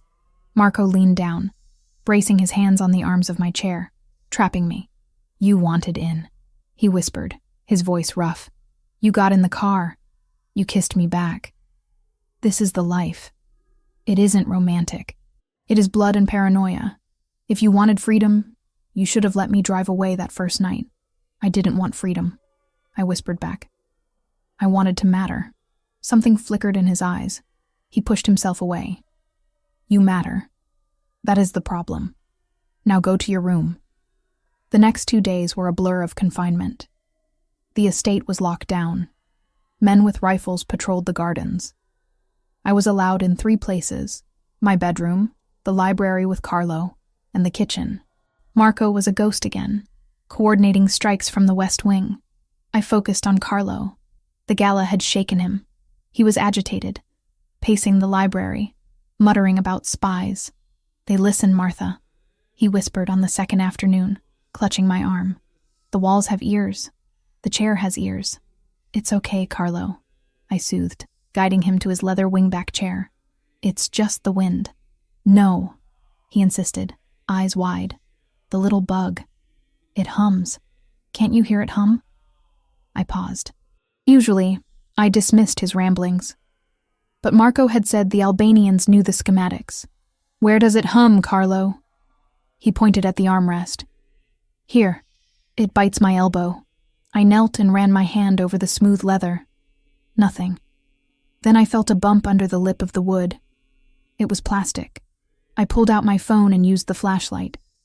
There, wedged into a small tear in the lining, was a black disc no larger than a quarter. A tiny red light pulsed, a listening device. My blood ran cold. It was active. Carlo wasn't crazy. He heard the high-frequency hum. If this bug was here, in the heart of the library, they heard everything. They knew about the gala because Marco discussed security here. I reached to rip it off, but froze. If I removed it, the signal would cut. They would know. You're right, Carlo, I said loudly, forcing a cheerful tone. The chair squeaks. Let's go get ice cream. Ice cream? Carlo blinked. Strawberry? Yes. Come on. I steered him out of the library, my mind racing. Marco was in the West Wing. I had to tell him without the bug hearing. I walked Carlo to the kitchen. Maria, I said to the cook, Mr. Carlo wants ice cream. Can you sit with him? I need to get something from my room. Of course, dear. I left them and walked into the hallway. As soon as I was out of sight, I took off my heels and ran toward the West Wing. I reached the corridor leading to Marco's office. Going somewhere, Miss Wells? Enzo stepped out of an alcove. He was wearing his chauffeur's uniform. He was a big man, usually bored-looking. Now, he looked alert. Enzo, I said, trying to breathe evenly. I need to see Marco. Carlo is having an episode. The boss is busy, Enzo said, blocking my path. And Carlo is eating ice cream. I checked the kitchen feeds. He took a step toward me. You look nervous. Did you find something you weren't supposed to? He knew. He must have been monitoring the bug. I don't know what you're talking about, I lied, backing away. You're smart, Enzo sneered, dropping the facade. Too smart. Ricci was right about you being trouble. He reached behind his back and pulled a silencer-equipped pistol. Marco will kill you, I whispered. Marco is going to be dead in 5 minutes, Enzo said, checking his watch. The perimeter alarms are disabled. My friends are at the gate. He raised the gun. No, I screamed. I threw my phone at his face. It hit him, making him flinch. I dove to the right just as the gun puffed. A soft thwip. The bullet splintered the paneling where my head had been. Help! Marco! Gun! I screamed, scrambling on the floor. Enzo recovered and leveled the gun again. Goodbye, waitress. Boom. The front door of the mansion exploded. The shockwave shook the house. Dust rained down. Enzo stumbled, his aim thrown off. The bullet went wide. Alarms blared. Breach! Sector 1! Enzo looked at the door, then at me. He grinned. Cavalry's here. He turned and ran toward the explosion to join the attackers. I scrambled up and ran toward the command center. The door flew open. Marco emerged holding an assault rifle, Ricci behind him. Get back! Marco roared. Get to the panic room. It's Enzo, I screamed. Enzo is the traitor. He planted the bug. He disabled the alarms. Marco froze. The realization hit him. The driver. The man with total access. Ricci, Enzo is hostile. Kill on sight, Marco barked. Where is my father? Kitchen, I gasped. The kitchen is near the breach point, Marco swore. They'll come through the service entrance. He grabbed my arm. Stay behind me. If you see anything that isn't family, scream. We ran into the chaos. The hallway was filling with smoke.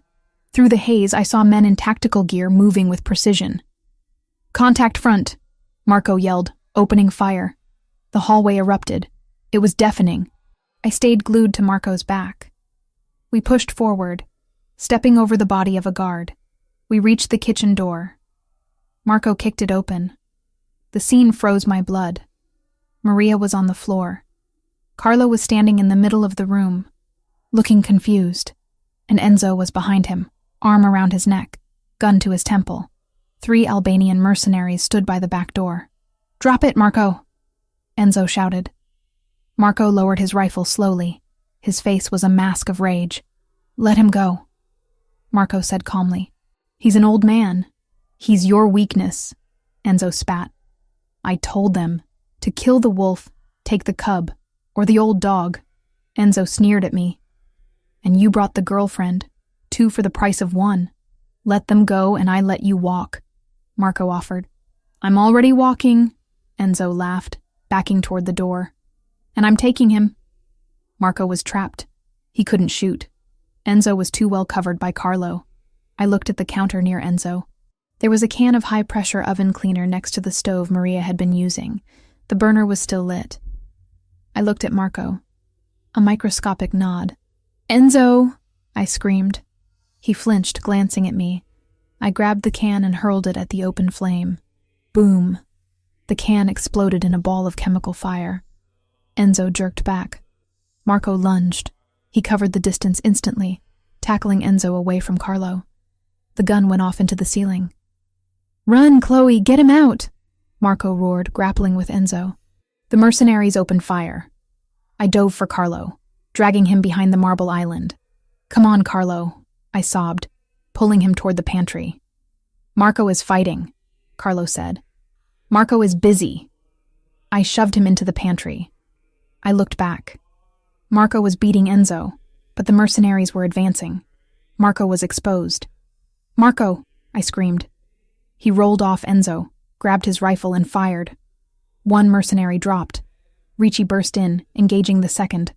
But the 3rd mercenary had a clear shot at Marco's back. I didn't have a gun. I grabbed the cast iron skillet from the counter. I ran. The mercenary didn't see me. I swung the heavy pan with everything I had. It connected with his helmet. Clang. He stumbled, turning to me with shock. He raised his rifle at my chest. I froze. Bang! His head snapped back. He crumpled. Marco stood there, his rifle smoking. He had shot the man over my shoulder. He looked at me, then at the frying pan. "Get in the pantry!" he roared. I scrambled back, diving in with Carlo. Marco followed, locking the heavy steel door. Silence. We were trapped in a 6x6 room. Marco slid down the door, chest heaving, covered in blood. He looked at me, clutching the pan. He started to laugh. A dark, jagged sound. "A frying pan," he wheezed. "You attacked a hitman with a frying pan." "It was heavy," I defended, shaking. Marco pulled me toward him, pressing his forehead against mine. "You are insane, and you are the only reason I am breathing." I dropped the pan and buried my face in his vest. "Is Enzo dead?" "Not yet," Marco growled. "But he will be." He pulled back, looking at Carlo, who was sitting on a sack of flour eating his ice cream. "We wait for backup," Marco said. "Then I finish this." He touched my face. "And then, I am going to build a wall around you so high not even God can see over it." "I don't want a wall, Marco," I whispered. "I want a weapon." He stared at me, the fire in his eyes burning bright. Slowly he nodded. "Okay," he said. "Okay." The pantry was a coffin of steel and silence, buried in the heart of a burning house. The heavy door had clicked shut, sealing us in a space no larger than a walk-in closet, lined with shelves of imported pasta, canned tomatoes, and sacks of flour. The air was already growing stale, thick with the metallic scent of blood, the sharp tang of gun smoke that clung to Marco's clothes, and the sweet, artificial smell of Carlo's strawberry ice cream. We sat in the dark. The only light came from the thin strip of illumination under the doorframe, flickering wildly as the battle raged in the kitchen outside. Marco slid down the wall until he hit the floor, his legs splayed out in front of him. His chest heaved like a bellows, each breath a ragged gasp that rattled in his throat. He was still gripping the assault rifle, his knuckles white, his finger hovering over the trigger guard. "Check him," Marco rasped, tilting his head toward the corner where I had shoved Carlo. "Is he hit?" I crawled over the cold tile, my knees scraping against the grit of spilled sugar and broken glass that had made it inside with us. "Carlo?" I whispered, my hands trembling as I reached out in the gloom. I found his shoulder. He flinched, then relaxed. He was sitting on a 50-pound bag of rice, his legs pulled up to his chest. "The bad man took my spoon," Carlo murmured into the darkness.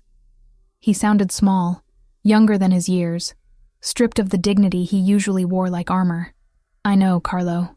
I'm sorry," I said, running my hands over his torso, checking for wetness, for the sticky warmth of blood.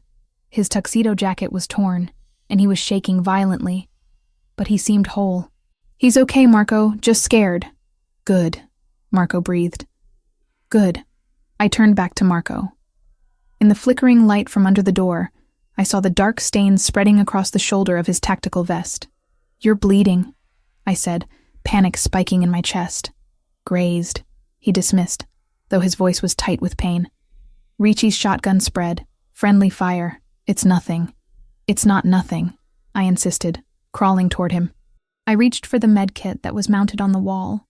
Marco had told me once that every secure room in the house was stocked. I ripped it open by feel, grabbing a pressure bandage. "Leave it," Marco commanded, catching my wrist. His grip was iron, hot and bloody. "Chloe, stop. We don't have time for first aid." "We're locked in," I argued, trying to pull my hand free. "We have nothing but time until Ricci clears the room, or until Enzo blows the hinges," Marco countered. He pulled me closer, until I was kneeling between his legs, his face inches from mine. The intensity in his eyes burned through the shadows. "Listen to me. The door is reinforced, but it won't hold forever if they have explosives. And Enzo knows where the breach charges are kept." He let go of my wrist and reached behind his back, pulling a combat knife from his belt. He pressed the handle into my palm. It was heavy, the metal cold against my sweating skin. "If that door opens," Marco said, his voice low and devoid of emotion, "and it isn't Ricci, you don't hesitate, you understand?" I looked at the knife, then at him. "Marco, you don't look at me," he growled. "You don't look at my father. You aim for the throat or the groin. You fight dirty. You fight to kill, because if they take you alive, Chloe, what they will do to you to get to me." He didn't finish the sentence. He didn't have to. The darkness behind his eyes told me everything I needed to know about the cruelty of the men outside. "I want a gun," I whispered, gripping the knife until my fingers ached. "I can't give you a gun," he said. "The recoil in this small space would deafen you, and you might hit Carlo. The knife never jams. The knife never runs out of ammo." Thud. The door shook violently. Dust rained down from the shelves, coating us in a fine white powder. Carlo whimpered in the corner. "Marco!" Enzo's voice came through the steel, muffled but distinct. "Open up. It's getting hot out here." Marco didn't answer.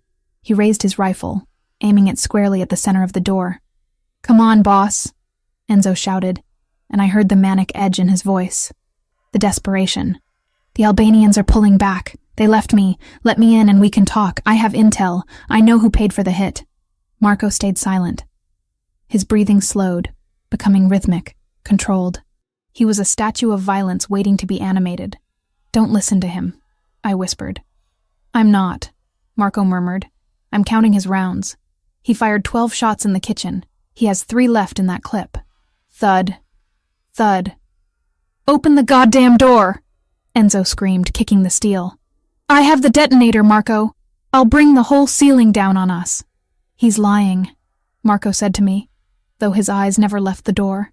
"If he had charges, he would have used them already. He's scared. He's trapped." Suddenly, the gunfire outside intensified. It wasn't the sporadic pop of pistols anymore. It was the heavy, rhythmic thrum of automatic weapons, a different caliber. "Ricci," Marco said, a grim smile touching his lips. We heard screaming. Not the angry shouts of soldiers, but the terrified cries of men who realized they were no longer the hunters. The sound of boots stomping on tile. The wet, sickening crunch of impact. "Clear left," a voice roared. "Sector 4 clear." "Kitchen! Suppressing fire! It was Ricci. Marco! Ricci's voice boomed, close now, right outside the door. Status! Marco didn't lower the rifle. Code black, he shouted back. Confirm secure. Sector secure, Ricci yelled. Hostiles neutralized. 1 prisoner secured. Marco let out a breath that seemed to deflate his entire body. He lowered the weapon, resting his forehead against the barrel for a split second. Open it, Marco commanded. The lock tumbled. The heavy bolts retracted with a groan of metal on metal. The door swung open. The light was blinding. I raised my hand to shield my eyes, blinking against the sudden brightness. The kitchen was a slaughterhouse. The pristine white marble island was chipped and pockmarked with bullet holes. The cabinets were shattered. The air was thick with smoke and the smell of cordite. Bodies lay on the floor. The mercenaries in their tactical gear, twisted in unnatural angles. And in the center of the room, on his knees, was Enzo. He was a wreck. His face was swollen, blood streaming from a broken nose. His hands were zip-tied behind his back. 2 of Marco's security guards stood over him, guns pressed to the back of his head. Enzo looked up as we emerged from the pantry. His eyes found Marco. And for the first time, I saw true terror. Marco stepped out first. He looked like a demon rising from the pit. He was covered in white flour dust and red blood. He limped slightly, favoring his left leg, but his presence filled the room, sucking the oxygen out of the air. I followed him, still clutching the knife. I went straight to the counter, grabbing a bottle of water, my hands shaking so hard I could barely unscrew the cap. I needed to wash the taste of fear out of my mouth. Marco walked over to Enzo. He didn't rush. He moved with a terrifying, deliberate slowness. Marco, Enzo pleaded, blood bubbling on his lips. Marco, listen. They threatened my sister. They said they would kill her kids. I had no choice. Marco stopped 2 feet away. He looked down at the man who had driven his car for 10 years. The man who had eaten Sunday dinner at his table. Everyone has a choice, Enzo, Marco said softly. I can give you names, Enzo stammered, tears cutting tracks through the grime on his face. The Albanian boss, Christo. He's in the warehouse by the docks. I can take you to him. Just don't kill me. Please. For the old times. Marco tilted his head, considering. He looked at Ricci. Is the sister safe? Marco asked. Ricci nodded grimly. We checked. She's in Florida. Safe. No threats detected. He did it for money, boss. We found the transfer. $2 million in an offshore account. Enzo flinched. The lie hung in the air, exposed and rotting. Marco looked back at Enzo. The sadness in Marco's eyes vanished, replaced by a cold, absolute void. You sold my father for money, Marco said. It wasn't a question. Marco, please. You put a gun to his head, Marco continued, his voice rising, cracking with fury. You used him as a shield. You let strangers into my home to slaughter my family. Marco reached out to the guard on the left. Give me your sidearm. The guard handed over his pistol without hesitation. Enzo started to scream. No, Marco, don't! I'm family, Marco didn't blink. He didn't hesitate. He raised the gun and fired once. Bang! The sound was final. Enzo slumped forward, silence reclaiming the room. I stood by the counter, the water bottle halfway to my mouth. I didn't look away. I watched the life leave Enzo's body. I watched the pool of blood expanding on the expensive tile. I should have been horrified. I should have screamed. The old Chloe, the waitress who worried about tips and textbooks, would have fainted, but that Chloe was gone. She had died the moment she picked up a frying pan and attacked a hitman. I looked at Marco. He stood over the body for a long moment, his chest heaving. Then he engaged the safety on the gun and handed it back to the guard. He turned to me. He saw me watching him. He saw the knife still gripped in my hand. He saw the lack of judgment in my eyes. He walked toward me. The guards parted, giving him a wide berth. He stopped in front of me, ignoring the carnage around us. He reached out and gently pried the knife from my fingers. He placed it on the counter. Are you hurt? He asked, his voice rough, returning to that protective rumble. I'm okay, I whispered. Just bruises. He nodded. He looked over my shoulder at the pantry, where Ricci was helping a confused but unharmed Carlo to his feet. Get the car, Marco ordered Ricci. The armored transport. We're leaving. Where to, boss? Ricci asked. The safe house is compromised. The airstrip, Marco said. We're going to the villa in Tuscany. Tonight. He turned back to me. Can you walk? My legs felt like jelly. The adrenaline crash was hitting me hard. I think so. Don't think, Marco said. He bent down and swept me up into his arms. Marco, your shoulder, I protested, trying to hold my weight so I wouldn't press against his wound. I don't feel it, he said.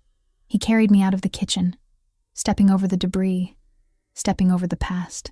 He carried me through the ruined hallway, out the front door where the cold night air hit us like a slap. The driveway was filled with more cars. Police sirens wailed in the distance, getting closer. The cops are coming, I murmured, resting my head against his good shoulder. Let them come, Marco said, walking toward the waiting armored truck. My lawyers will handle them. By the time they get a warrant, we will be over the Atlantic. He placed me in the back of the truck, wrapping a thick blanket around me. He sat down next to me, signaling for Ricci to load Carlo. As the heavy doors slammed shut, sealing us in once again, Marco took my hand. His fingers were stained with blood. His, Enzo's, mine. He brought my hand to his lips, kissing the knuckles. You asked for a weapon, he said quietly, his dark eyes locking onto mine. I did. You are the weapon, Chloe, he said, a strange mix of awe and fear in his voice. I thought I was bringing a lamb into the wolf's den. But I brought a lioness. I looked at our joined hands. The blood didn't scare me anymore. It was just a color. Teach me, I said. When we get to Italy, teach me how to shoot. Teach me how to fight. I never want to feel helpless again. Marco squeezed my hand. I will teach you everything. And then, we will come back. And we will burn the rest of them down together. The engine roared to life. We moved forward, leaving the burning house behind, heading toward a new world, a world where I wasn't just a survivor. I was a partner, and God help anyone who tried to hurt us now. The sun in Tuscany was different from the sun in Chicago. It didn't struggle to pierce through smog or reflect harshly off steel skyscrapers. Here, it was heavy, golden, and relentless, baking the ancient stone of the villa and drawing out the scent of rosemary and dry earth. We had been here for 2 weeks, 14 days of silence, healing, and preparation. The villa sat atop a hill surrounded by miles of olive groves and vineyards. It was beautiful, a postcard fantasy of Italian life. But I knew better. I knew that the perimeter was lined with motion sensors. I knew that the gardeners tending the cypress trees carried semi-automatic weapons under their work clothes. And I knew that the man pacing the terrace above me was not on vacation. I sat on a stone bench near the fountain, stripping the magazine from a Glock 19. My hands, once rough from dishwater and sanitizer, were now calloused in different places. The pad of my index finger was hard. The skin between my thumb and forefinger was toughened from the recoil. Faster! Marco's voice drifted down from the balcony. I didn't look up. I slammed the magazine back in, racked the slide, and leveled the weapon at the paper target tacked to an olive tree 20 yards away. Crack, crack, crack. 3 holes appeared in the center mass of the silhouette. Tight grouping. Lethal. Better, he said, descending the stone stairs. But you're still anticipating the recoil. You're dipping the barrel. Marco walked into the sunlight. He looked healthier than he had when we dragged ourselves onto the private jet in Chicago. The gray pallor was gone, replaced by a deep tan. But he still favored his left shoulder, where the bullet had grazed him. He wore a loose linen shirt, unbuttoned at the top, revealing the fresh, angry pink scar that marred his skin. A permanent reminder of the kitchen, the pantry, and the price of survival. He stopped behind me, his chest pressing lightly against my back. He reached around, his large hands covering mine on the grip of the gun. The heat of him was distracting, a gravitational pull that I had stopped trying to resist. Relax your shoulders, he murmured against my ear. You're tense. If you're tense, you miss. And if you miss, I die. I finished for him. We die, he corrected. He adjusted my grip, his fingers rough and warm. Feel the weapon. It's not a tool separate from you. It's an extension of your arm. Point it like you would point your finger. I exhaled, letting my body melt back into his. For a moment, we just stood there, wrapped in the violent intimacy of the lesson. This had become our routine. Mornings were for strategy. Marco on encrypted calls with Ricci back in Chicago, plotting the reclamation of his empire. Afternoons were for me. He was building the weapon he promised. Again, he commanded, stepping back. I fired until the slide locked back. Empty. Good, he said. Now reload. Blindfolded. I turned to him. You're kidding. Enzo attacked us in the dark, Marco said, his face hardening. The power was cut. Smoke filled the hallway. If you can't manipulate your weapon by feel, you're dead in a low-light environment. Close your eyes. I closed my eyes. I fumbled for the fresh magazine on the bench.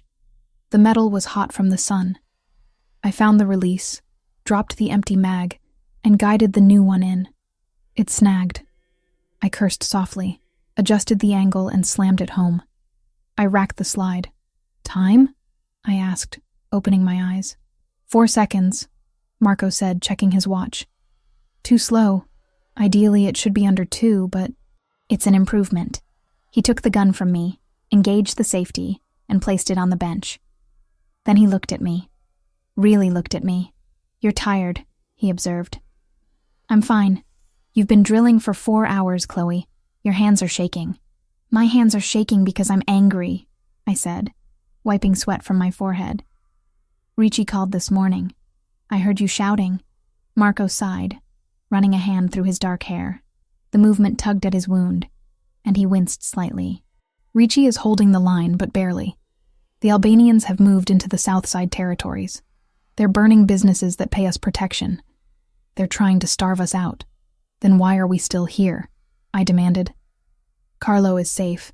He's happy with the nurses you hired. We should be going back. We go back when we are ready, Marco said sharply. Not a moment before.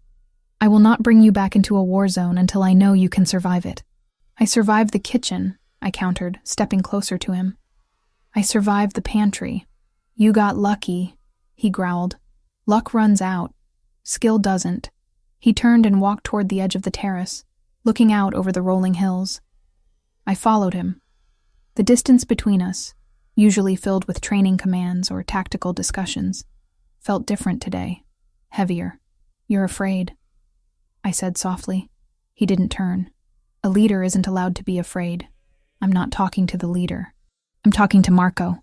He gripped the stone railing until his knuckles turned white. I almost lost you, in that hallway. When I saw Enzo raise the gun, my heart didn't just stop, Chloe. It shattered. I have spent my life fearing nothing. I buried my mother. I watched my father fade away. I thought I was immune to loss because I had nothing left to lose. He turned to face me, his eyes dark pools of torment. Then you got in my car, he whispered. And suddenly, I have everything to lose. My breath caught in my throat. The raw vulnerability in his voice was more disarming than any weapon he could have handed me. You won't lose me, I promised. I'm not going anywhere. I'm right here. For now, he said. But Chicago is a meat grinder. Once we go back, this peace ends. The nights on the terrace, the quiet, it all ends. I don't care about the peace, I said, taking his hand. I ran my thumb over the gold signet ring he wore. I care about the man standing next to me. I told you, Marco. I want a weapon, but I also want a partner. You're not fighting alone anymore. He looked down at our joined hands. He pulled me closer, his resistance breaking. You are dangerous, he murmured, his other hand coming up to cut my jaw. More dangerous than the Albanians. They can only kill me. You can destroy me. Then let me, I whispered. He kissed me. It wasn't like the kiss in the hotel, fueled by adrenaline and terror. This was slow, deliberate. It tasted of the sun and the wine we had shared at lunch. It was a claiming, a silent promise made on a Tuscan hilltop. He lifted me up, sitting me on the edge of the stone railing. The drop behind me was 50 feet, but I felt safer in his arms than I had ever felt on solid ground. His hands roamed over my body, memorizing the curves, the muscles I had built over the last 2 weeks. "I want you," he groaned against my neck. "God help me, I have wanted you since the moment you stood in the rain and yelled at my men. Then take me," I said, wrapping my legs around his waist. "Stop protecting me, Marco. Just for tonight. Be with me." He pulled back, searching my eyes for any sign of hesitation. Finding none, he nodded. "Tonight," he agreed. "But be sure, Chloe, once we cross this line, there is no going back. You are mine. In Chicago, in Italy, in hell. Mine. I was yours before I even knew your name," I confessed. He picked me up effortlessly and carried me inside. The bedroom was cool, the heavy shutters blocking out the afternoon heat. The sheets were white linen, crisp and clean. Marco undressed me with a reverence that made my knees weak. He treated my body like a holy relic, tracing the fading bruise on my arm where I had hit the floor in the pantry, kissing the scar on my knee from childhood. When he finally took off his shirt, I reached out to touch the bandage on his shoulder. "Does it hurt?" I asked. "Not anymore," he rasped. He lowered himself over me, his weight a heavy, comforting blanket. The world outside ceased to exist. There were no Albanians, no FBI, no dying fathers. There was only the friction of skin on skin, the ragged sound of our breathing, and the overwhelming realization that I had found my home in the arms of a monster who treated me like a queen. We moved together with a desperate rhythm, trying to fuse our souls together before the war could tear us apart. When he finally claimed me, I cried out, not in pain, but in release. It was an exorcism of all the fear, all the doubt. Afterward, we lay tangled in the sheets, the room bathed in the orange glow of the setting sun. I rested my head on his chest, listening to the slow, steady thud of his heart. "We have to go back," I said into the silence. Marco tightened his arm around me. "I know. When?" "Ricci says they are planning a final push on Sunday. The feast of San Gennaro. They think we are weak. They think the De Luca family is headless. So we go back for the feast," I said, tracing the line of his jaw. "Yes," Marco said, his voice hardening, the dawn returning to the surface. "We go back. And we remind them why they used to be afraid of the dark." He sat up, the sheet falling to his waist. He looked at me, his expression serious. "There is one more thing," he said, "before we leave." "What?" He reached into the drawer of the bedside table. He pulled out a small black velvet box. My heart skipped a beat. "I didn't buy this," he said, opening it. "My grandfather had it made for my grandmother when he founded the family in America. It has been in a vault for 40 years. Inside sat a ring. It wasn't a delicate modern diamond. It was a massive ruby, dark as blood, surrounded by jagged diamonds that looked like teeth. It was beautiful, ancient, and terrifying. "It's a war ring," Marco explained. "My grandmother wore it during the turf wars of the 80s. She was known as the Iron Matron. She didn't just organize the dinners. She organized the logistics. She was his partner in every sense." He took the ring out of the box. "I am not asking you to be a housewife, Chloe. I am not asking you to sit at home and wait for me to come back alive. I am asking you to stand beside me, to be the queen on the chessboard, to make the hard calls when I cannot." He took my left hand. "Will you take this life?" he asked. "With all its blood and all its sins?" I looked at the ring. It was heavy. It was a shackle, a promise, and a weapon all in one. I thought about my old life. The diner, the eviction notices, the loneliness. Then I looked at Marco, the man who had saved me, and whom I had saved in return. "Put it on," I said. He slid the ring onto my finger. It fit perfectly. The ruby caught the dying light, glowing like a burning coal. "Now," Marco said, kissing the ring. "We are ready." The flight back to Chicago was silent. The private jet cut through the night sky like a knife. I sat across from Marco, polishing the Glock he had given me. My own personal weapon now, engraved with my initials. I wasn't wearing my waitress uniform. I was wearing a black tailored suit that Marco had ordered from Milan. My hair was slicked back. The ruby ring weighed heavy on my hand. Carlo was asleep in the back cabin with his nurse. He was safe.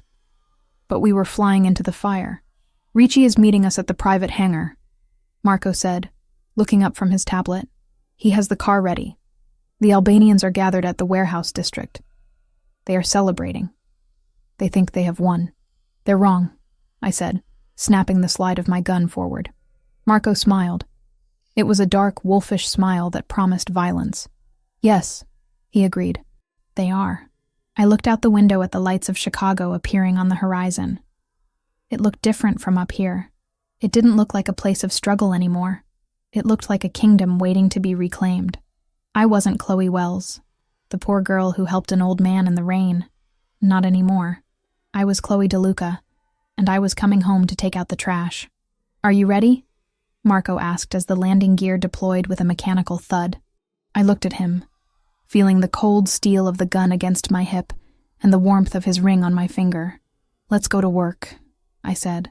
The plane touched down, the tires screeching against the tarmac.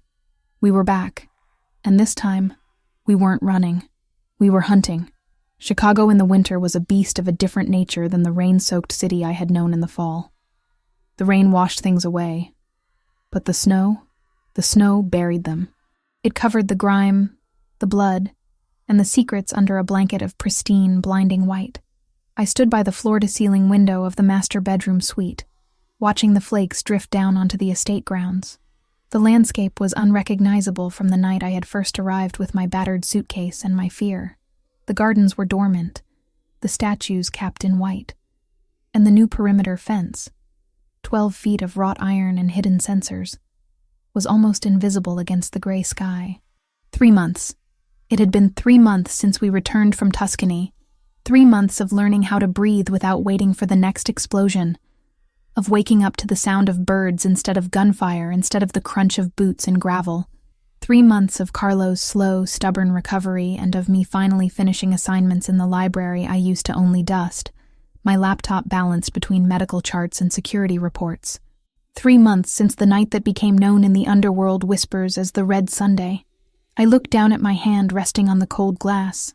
The ruby ring, Marco's grandmother's war ring, still sat on my finger, heavy and unyielding. But next to it, on the same finger, sat a simple band of platinum. A wedding ring. The door behind me opened. I didn't flinch.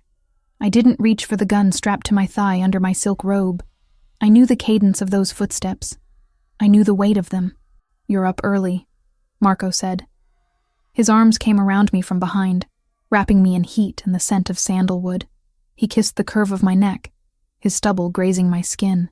I couldn't sleep, I admitted, leaning back into him. The silence is loud today. That's because the war is over, Chloe, he murmured. You're still waiting for the next bomb to drop, but there are no more bombs. We used them all. He was right. The return to Chicago had been brutal, swift, and absolute. We hadn't hidden. We hadn't negotiated. Marco, backed by Ricci and the Loyalists, had descended on the Albanian faction with the fury of a god scorned. I hadn't stayed in the car. I hadn't been on the front lines. Marco drew the line there, but I had been in the command center, monitoring the feeds, coordinating the extraction teams. I had earned my place at the table not just as the Don's wife, but as his strategist. Christo, the Albanian leader, was gone. His warehouses were ours. The streets were quiet. Is Ricci coming over today? I asked, turning in his arms to face him. Marco looked rested. The dark circles that had haunted him for months were gone. The wound on his shoulder had healed into a silver scar that matched the others on his body. Ricci is handling the port shipment, Marco said, brushing a stray hair from my forehead. Today is not a work day. Today is for us, and for Carlo. My chest tightened slightly. How is he? Lucid, Marco said, a shadow passing over his eyes. The doctor says these moments will become rarer. We should go down. I nodded. I went to the dressing room, a space larger than my entire old apartment, and pulled on a thick wool sweater and trousers. I swapped my silk slippers for heavy boots. I didn't dress like a waitress anymore. I dressed like a woman who could walk through a riot without getting a scratch. We went downstairs together. The house felt different now. The tension that used to vibrate in the walls was gone, replaced by a quiet, disciplined efficiency. The guards nodded respectfully as we passed. They didn't look at me with suspicion anymore. They looked at me with something bordering on reverence. They knew about the pantry. They knew about the frying pan. They knew I was the one who kept their boss sane. We found Carlo in the sunroom, the only part of the house that felt like spring. He was sitting in his wheelchair, a blanket over his lap, watching the snow fall. "Papa," Marco said softly. Carlo turned. His eyes, usually cloudy with confusion, were startlingly clear today. It was the terminal lucidity the doctors had warned us about. A final burst of clarity before the final decline. "Marco," Carlo said, his voice weak but steady. "You're late. The light is changing. I know, Papa. I'm sorry." Carlo looked past Marco and fixed his eyes on me. For months he had called me Martha. He had confused me with his dead wife, projecting his memories onto my red hair and my voice. "Come here, girl," he commanded. I walked over and knelt beside his chair. I took his hand. It felt fragile, like dry parchment. "You are not Martha," he said. My heart stopped. I looked at Marco, then back at Carlo. "No," I whispered. "I'm not." Martha hated the cold.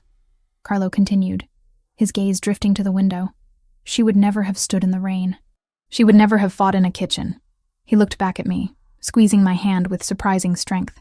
"You are the one from the storm," he said. "The one with the coat." "Chloe." He knew my name. Tears pricked my eyes. "Yes, Carlo. I'm Chloe. You saved me," he said simply. "And you saved him." He gestured vaguely at Marco. "He was drowning, you know. After his mother died. He was drowning in the blood. You pulled him out. He pulled me out too," I said, my voice trembling. Carlo smiled. It was a genuine, warm smile that lit up his face. "Good. The house needs a mother. The boys need a mother. It is a hard life, Chloe. A heavy life. But you have strong shoulders." He reached out and patted my cheek. "Take care of the lions," he whispered, his eyes starting to drift again, the fog rolling back in. "And tell the cook. Tell her I want the strawberry ice cream. The good kind." "I will," I promised, a tear escaping and tracking down my cheek. "I'll get it right now." Carlo closed his eyes, his breathing evening out as he slipped back into his dreams. Marco stepped forward and placed a hand on his father's shoulder, then on mine. We stayed there for a long time, watching the old man sleep, silently acknowledging the torch that had just been passed. Carlo had given us his blessing. He had recognized the new order. That afternoon, I found myself in the library, not hiding, but working. I had finished my degree online 2 weeks ago. The diploma was framed on the wall next to a Caravaggio, but my real work was on the desk in front of me. Blueprints. Not for a bank heist or a security grid, but for a community center in the South Side. The neighborhood I had lived in, the neighborhood that had tried to crush me, was now under DeLuca protection, and I was going to rebuild it. "You're frowning," Marco said, walking in with 2 glasses of wine. "You only frown when you're thinking about plumbing budgets." "The contractor is trying to overcharge us for the copper piping," I said, taking the glass he offered. "He thinks because it's a charity project he can pad the invoice. He doesn't know who he's dealing with." Marco chuckled, sitting on the edge of the desk. "He thinks he's dealing with a philanthropist. He doesn't know he's dealing with the woman who kneecapped a mercenary in Tuscany. I didn't kneecap him. I shot him in the thigh. It was a warning. Remind me never to make you angry," Marco teased, leaning down to kiss me. I pulled back slightly, looking at him. "Are you happy, Marco?" The question took him off guard. He swirled the wine in his glass, looking at the deep red liquid. "Happy is a strange word for men like me," he said thoughtfully. "I am content. I am safe. And for the first time in my life, I am not alone in the dark. That is more than I ever expected to have. And the business? The business is stable. The other families respect the boundaries. They know what happened to the Albanians. Fear is a powerful peacekeeper. And respect," I added, They respect you. They respect us. They fear you," Marco corrected with a grin. "The rumors about you are getting out of hand. I heard one yesterday that says you keep a collection of knives in your garter belt." I smirked, crossing my legs. "Maybe I do." Marco's eyes darkened, the playful mood shifting instantly to something more primal. He set his glass down. "Show me." "Later," I said, pushing him away playfully. "I have to finish this budget. And we have the dinner tonight." "The dinner?" It was our first official hosting since the wedding. The heads of the 5 families were coming to the estate. It was a declaration of victory, a show of strength. "You're nervous," Marco noted. "I'm not nervous. I'm preparing. There's a difference." "You don't need to prepare," Marco said. "You just need to sit at the head of the table and look at them. That's enough." The dining room was a masterpiece of candlelight and crystal. The table was set for 20. The men who sat around it were the architects of Chicago's criminal underworld. They were old, scarred, and dangerous. And they were all standing. They were waiting for us. Marco and I walked in together. I wore a gown of deep crimson velvet, high-necked and long-sleeved, but fitted to show the strength I had built in the gym. My hair was up, revealing the diamond earrings Marco had given me for graduation, but the only jewelry that mattered was the ruby on my finger. "Gentlemen," Marco said, his voice filling the room. "Thank you for coming. Don DeLuca," an old man at the end of the table, Don Moretti, nodded respectfully. Then he turned his gaze to me. "And Donna DeLuca, it is an honor." I looked at Moretti. I knew his file. I knew he had doubted Marco's leadership 6 months ago. "The honor is ours, Don Moretti," I said, my voice steady and cool. "I trust your journey from the north side was smooth. I heard there was construction." Moretti blinked. The construction was a code word for a police sting operation that we had tipped him off about anonymously. It was a power move. I was telling him, "We saved you. We know everything." "Very smooth, thank you," Moretti said, bowing his head slightly. Marco pulled out my chair at the head of the table, opposite him. I sat. The men sat. Dinner was served. The conversation flowed, touching on territories, shipments, and the new truce. I didn't just listen. I spoke. I offered opinions on logistics. I corrected a misconception about the union contracts. I saw the way they looked at Marco. They weren't looking at him with pity for having a meddling wife. They were looking at him with envy. They realized what he had found, a partner who doubled his strength. As the espresso was served, Marco tapped his spoon against his glass. The room fell silent. "A toast," Marco said, standing up. "To family. To family," the men echoed. Marco looked down the length of the table at me. He raised his glass. "And to the storm," he added softly. I smiled, raising my glass. "To the storm." Later that night, after the cars had driven away and the house was quiet again, we walked out into the garden. The snow had stopped, and the moon was high and bright, reflecting off the white drifts. It was freezing, but I didn't feel the cold. I was wearing Marco's coat over my shoulders, just like that first night. We walked to the edge of the property, looking out over the city lights in the distance. "Do you remember what you said to me?" I asked. "In the car. When you told me to get in." "I remember every word," Marco said. "I asked you why you stopped. And I said because he was scared." I turned to him. I reached up and straightened his collar. "You were scared too, Marco. Underneath all the armor. You were terrified of being alone." "I was," he admitted. "But you fixed that." He pulled me into his arms. We stood there in the snow, the two of us against the world. "I used to hate the rain," I whispered. "I used to hate the cold. It reminded me of being poor, of being invisible. And now it reminds me of the moment my life started." I looked down at the snow covering my boots. They weren't canvas sneakers with holes in them. They were leather. Solid. Warm. "I have a surprise for you," Marco said suddenly. "Another weapon?" I teased. "Better." He reached into his pocket and pulled out a small, folded piece of paper. It looked old, wrinkled. He handed it to me. I unfolded it carefully. It was a receipt from a diner. The Greasy Spoon, dated November 12th. The timestamp was 11:42 p.m. It was the receipt from the last table I ever served, the one I had walked away from to find Carlo. How? I stared at him. How do you have this? I went back, Marco said. That first week, after I brought you to the house. I went back to the diner. I bought the place. I fired the manager who treated you like trash. And I found this in the trash can where you threw your apron. I looked at the receipt. It was a meaningless scrap of paper to anyone else. But to me, it was the line in the sand, the moment before everything changed. Why did you keep it? I asked, my voice thick with emotion. To remind me, Marco said, pulling me closer. To remind me that miracles happen in the most wretched places, and that sometimes the best thing a man can do is open a door and say, "Get in."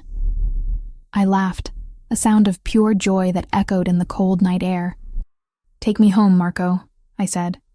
He smiled, that rare, genuine smile that he saved only for me. "You are home, Chloe." He kissed me, and the world faded away. There was no mafia, no danger, no past.